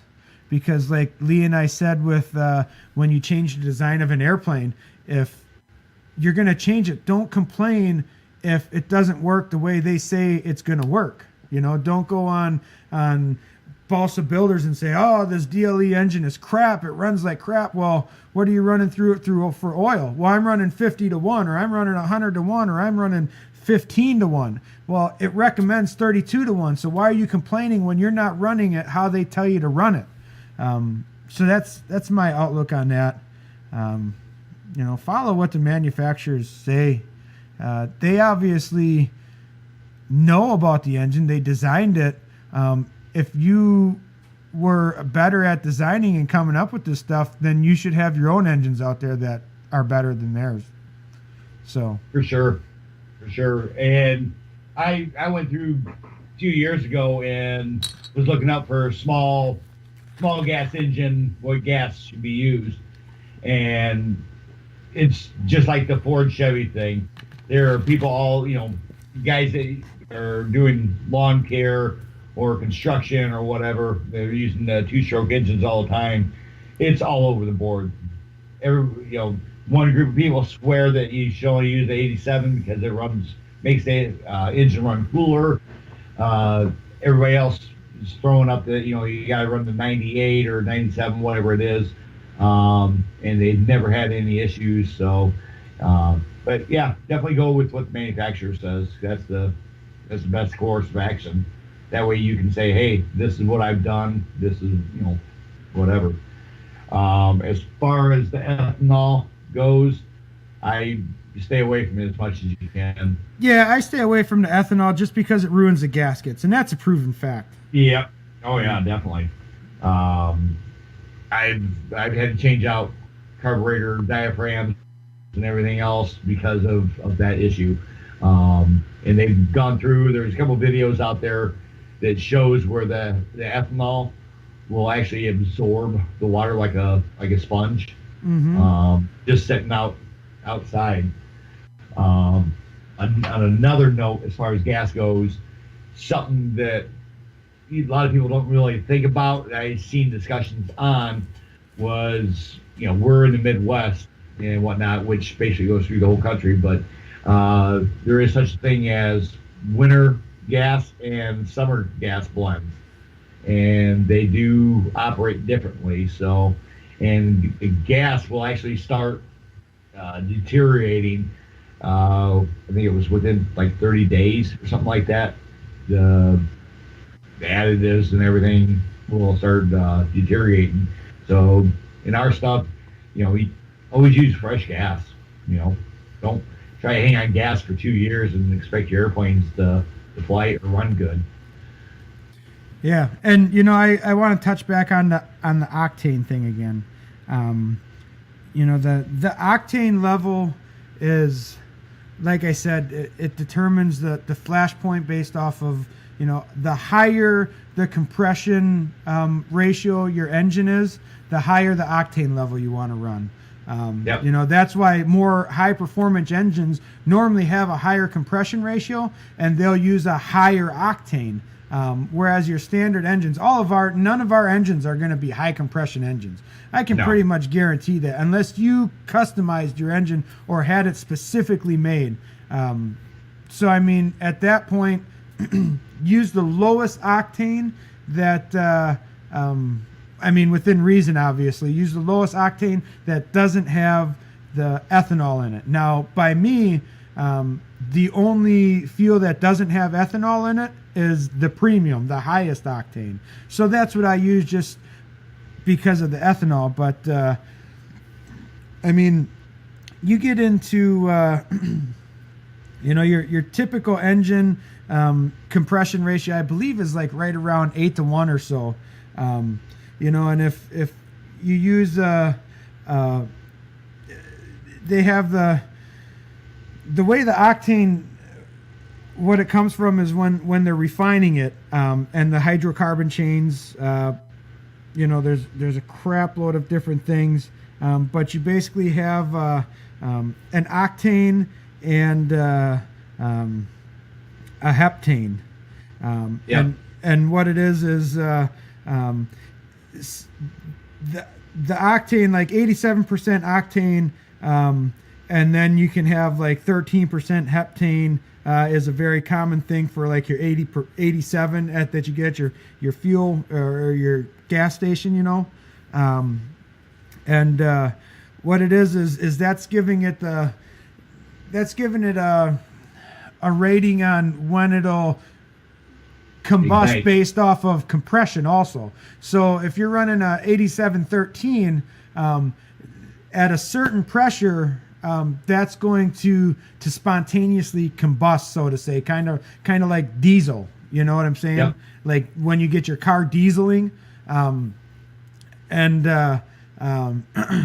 so if you're running a high performance motor and you're running a low octane, low heptane, it could spontaneously combust before the spark plug goes off.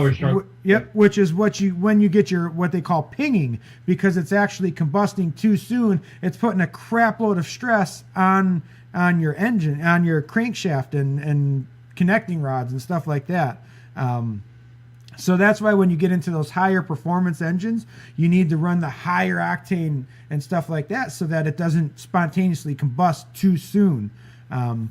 But for our engines, run a compression check on it. I guarantee it's going to be right around the 8-to-1. It's going to be below 10-to-1. I'm fairly certain. Yeah. So. Yeah, usually like 70 to 80% or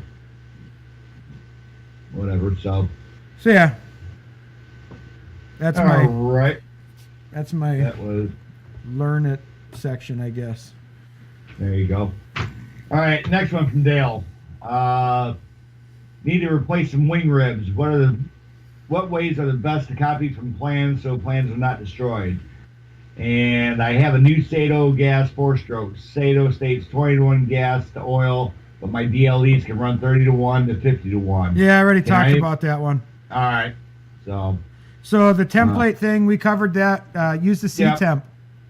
Yep, C-temp material is probably the best. So that way you don't have to destroy it, and you got a permanent template down. Yep. How about, Dale, you listen to our previous podcasts and learn for yourself so we don't have to keep repeating ourselves. Awesome. If you can't tell, we know who Dale is, too. Yeah. All right, this nenext one. We don't mind repeating ourselves sometimes, though, right, Lee? No, exactly. We'll do it a crap load of times. Exactly. It's fantastic. Yeah, fantastic. All right. Don't be All right, afraid to next- ask a question. We'll give you some crap sometimes, but it's all in fun and games, we promise. That's right. Next question is from Jeff Chrisbaum. He goes, this could cover a lot of ground. He recently picked up a third scale Boss USA Southwest pup at an estate sale. Age is unknown. Engine is a Quadra 50. It's rough and hasn't flown for probably a decade. There are some broken balsa joints, covering tears, and janky solder connections on the flame wires. I bought it cheap as a project knowing that it needs restoration. I've rescued and rebuilt many planes, but this will be the largest. Given an unknown history, how would you proceed? What pitfalls are ahead, and what upgrades should I consider? The Quadra does run, but will be replaced by a G62. Suspension, landing gear, covering, and/or paint choices. That's a mouthful. I would do suspension landing gear on it. I'd get rid of the Quadra, put in a Zenoa or a DLE. I'm partial to electronic ignition. That's just me. I don't care if the engine weighs enough to balance it out because they have this beautiful thing called lead that will do the same thing. And it doesn't matter if you put in a heavy engine or if you put in a light engine and make up the rest with lead. Either way, you got the same weight, and sometimes even less weight because you can more strategically put the weight somewhere. You can get it further out is what I'm saying. So that's my 2 cents on the engine. You can either design your own. I know Balsa USA has a retrofit.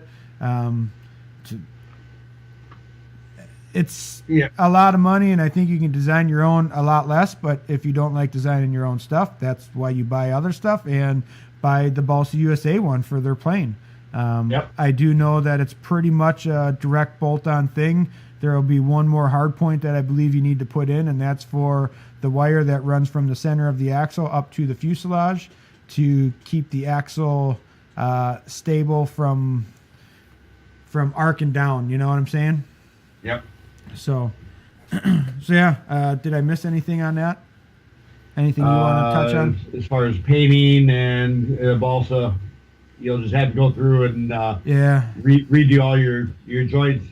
If it's been sitting around for a long time, you're going to want to go through and double check every single joint. And remember, Ambroid was used back in the day, and that deteriorated nonstop from the day it started curing. It will cure until it turns into a powder.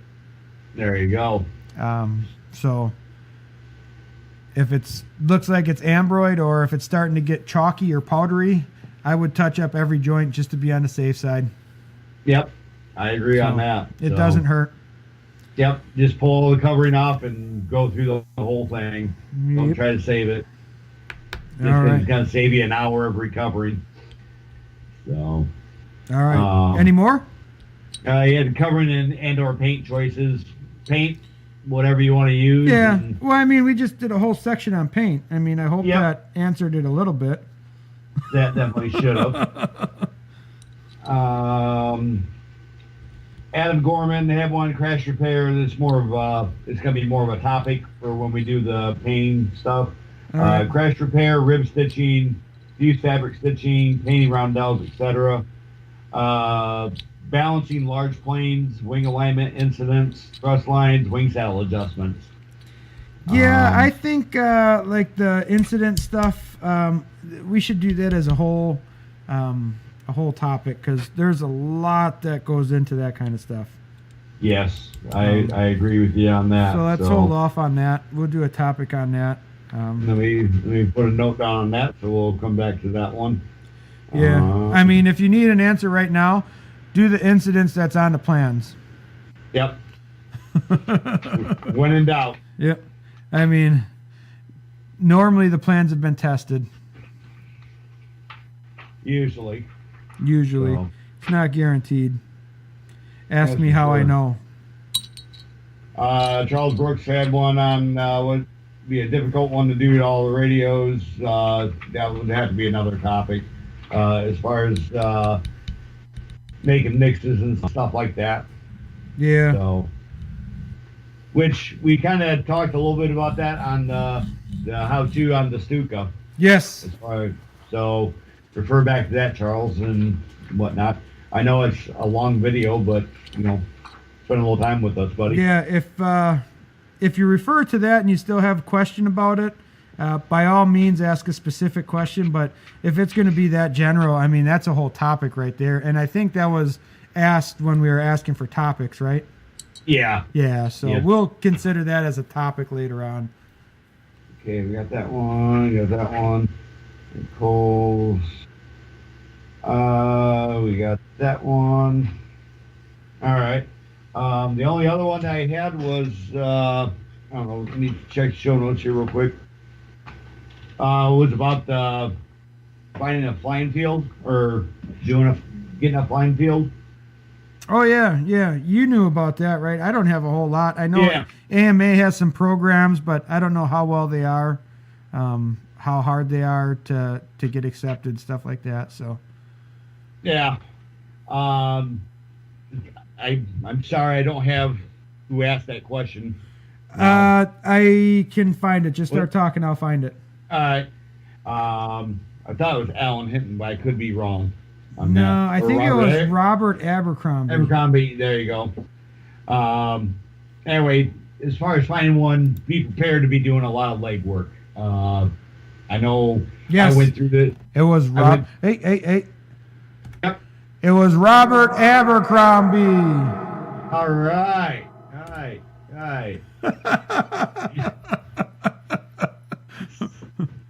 So, but yeah, Hey, hold up a second. Hold up a second. All right, dude. holding. All right, do it now. How about now? Am I muted? Oh, wait, I hit the wrong one. Do it Okay. now. How about now? Is that better? All right, I hear it. Do you hear it? I heard it. All right. I am here. I gotta crank you up a little bit more because you're not as sensitive as me. Yeah. You are sensitive.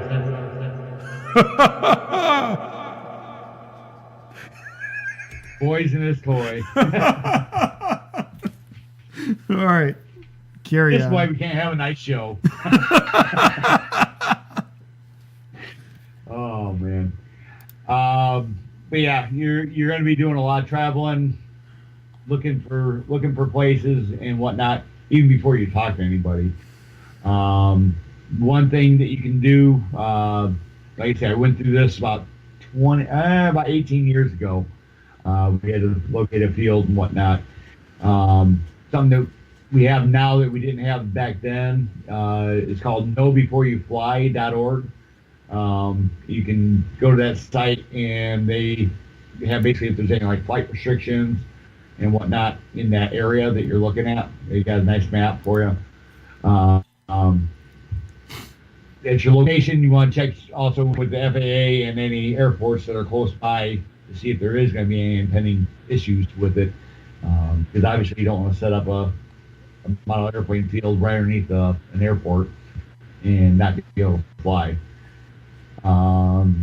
Before you head out, you want to try to find out if it's for a club or if it's just for yourself. If you're with a club, find out what the talents of your club members are.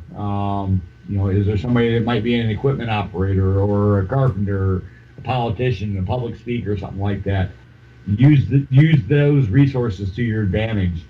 I know when we got ours, I ended up getting the way we got our field, there was 2 tree lines in this farmer's property, and he had been trying to get rid of them for several years. And he goes, if you guys can get rid of them tree lines, you guys can, I'll let you guys come out here. Well, the tree lines were like 800, 900 foot long.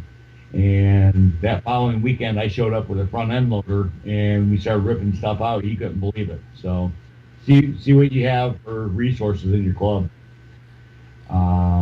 Another thing you probably want to do is get maybe 2 to 3 people. We're well versed at holding a conversation that aren't going to be stumbling around and whatnot, to be able to talk to either the homeowner, landowner, or whoever it may be that's in charge of making that decision. So that way you guys sound good anyway. and you also want to make sure that they have authority to make decisions on the fly before you guys even go out and start out. Because sometimes you might come across a deal that's pending in the next day or two. So be prepared for that. Also, you want to set some goals too. See how long you guys are going to want to be there, whether it be a 2-year, 1-year temporary field or a 5-year, 10, 50-year goal. See what you're going to come up with, and it's just like buying a car. Try to figure out what you want, how long you want it, and how much you want to spend on it. So make sure you get your budgets and all that stuff going. Another thing you probably want to have is kind of like a mission statement as far as what you're going to do when you talk to the homeowner or landowner or politician or public official or whoever. That way you're good to go on that.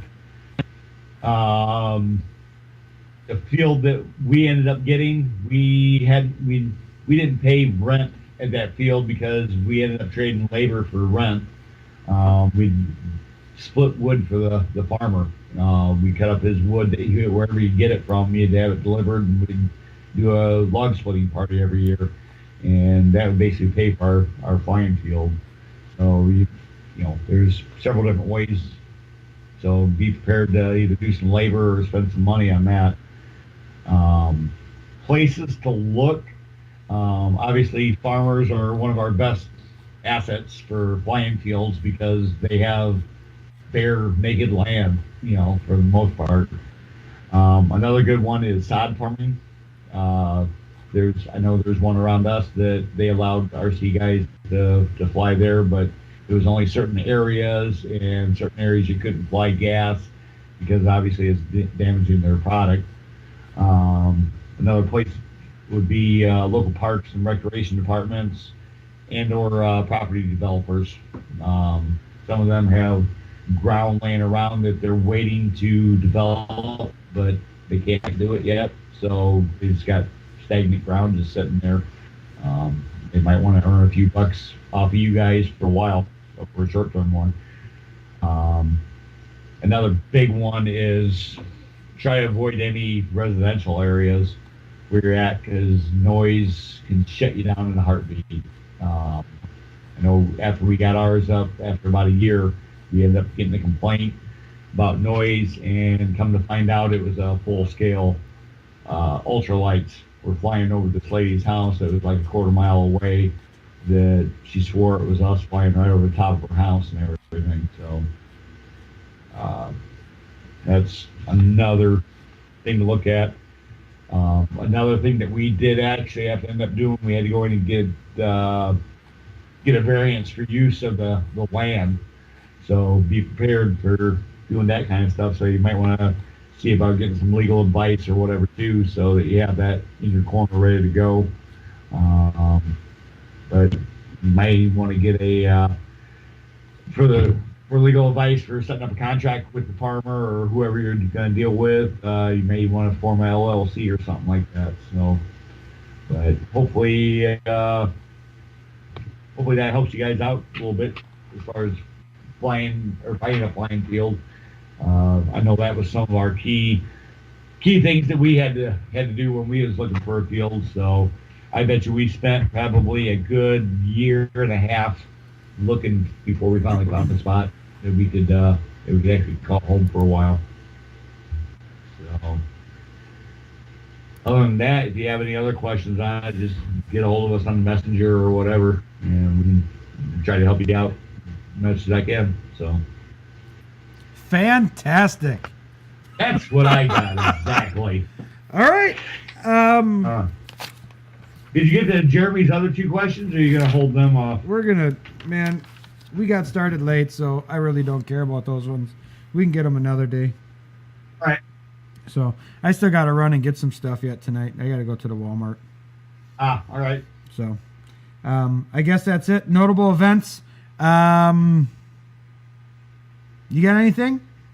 I know we're getting some stickers passed out in Illinois, St. Charles area. Yep. This the 18th of February is swap meet. I believe it's at Kankakee Fairgrounds. I'm not positive on the name of that one right off the top of my head. I didn't research it. Sorry. When is the one in Chicago that we sent some stickers out to? That's the 18th. That's what I was just talking about. Oh, okay. So, if you're planning on going to that one, 18th of February? Yep. Ooh, I think I'm home that weekend. I may run down there for that. All right. Are you going to it? I wasn't planning on it, but if you go, maybe we'll go and we'll. Yeah, maybe we should go and do something. That's what, 2 weeks away. Yep. Yeah. Yeah, Do maybe that, we should do so. that. Let's talk about that in the next couple weeks, Lee. All right. Well, maybe next week, because 2 weeks it'll be over. Huh? In 2 weeks it'll be over. No. We got All 2 right. weeks to talk about it. All right. So if you go there to that swap meet, if you don't see us, look for John, Debbie Howe, and Katie. Yep. They'll have some stickers around there to pass out. So Yes, they will. And if we go, we will do a live video or something. yep, something stupid. So All right. we'll go from there. So, and if you get some stickers, make sure.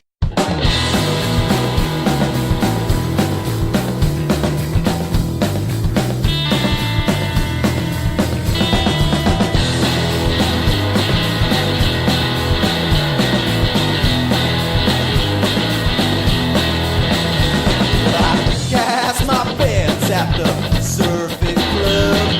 21 is the game that I love. Roll them dice and shoot them craps.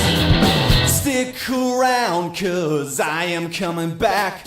And I know someday I'm gonna make it better.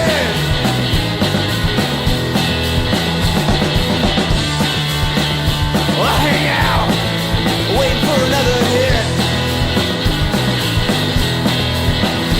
Well, I lost my cool down in Monte Carlo. Better off in a cheaper casino. Spend all my times on them velvet tables. Losing my mind whenever I am able.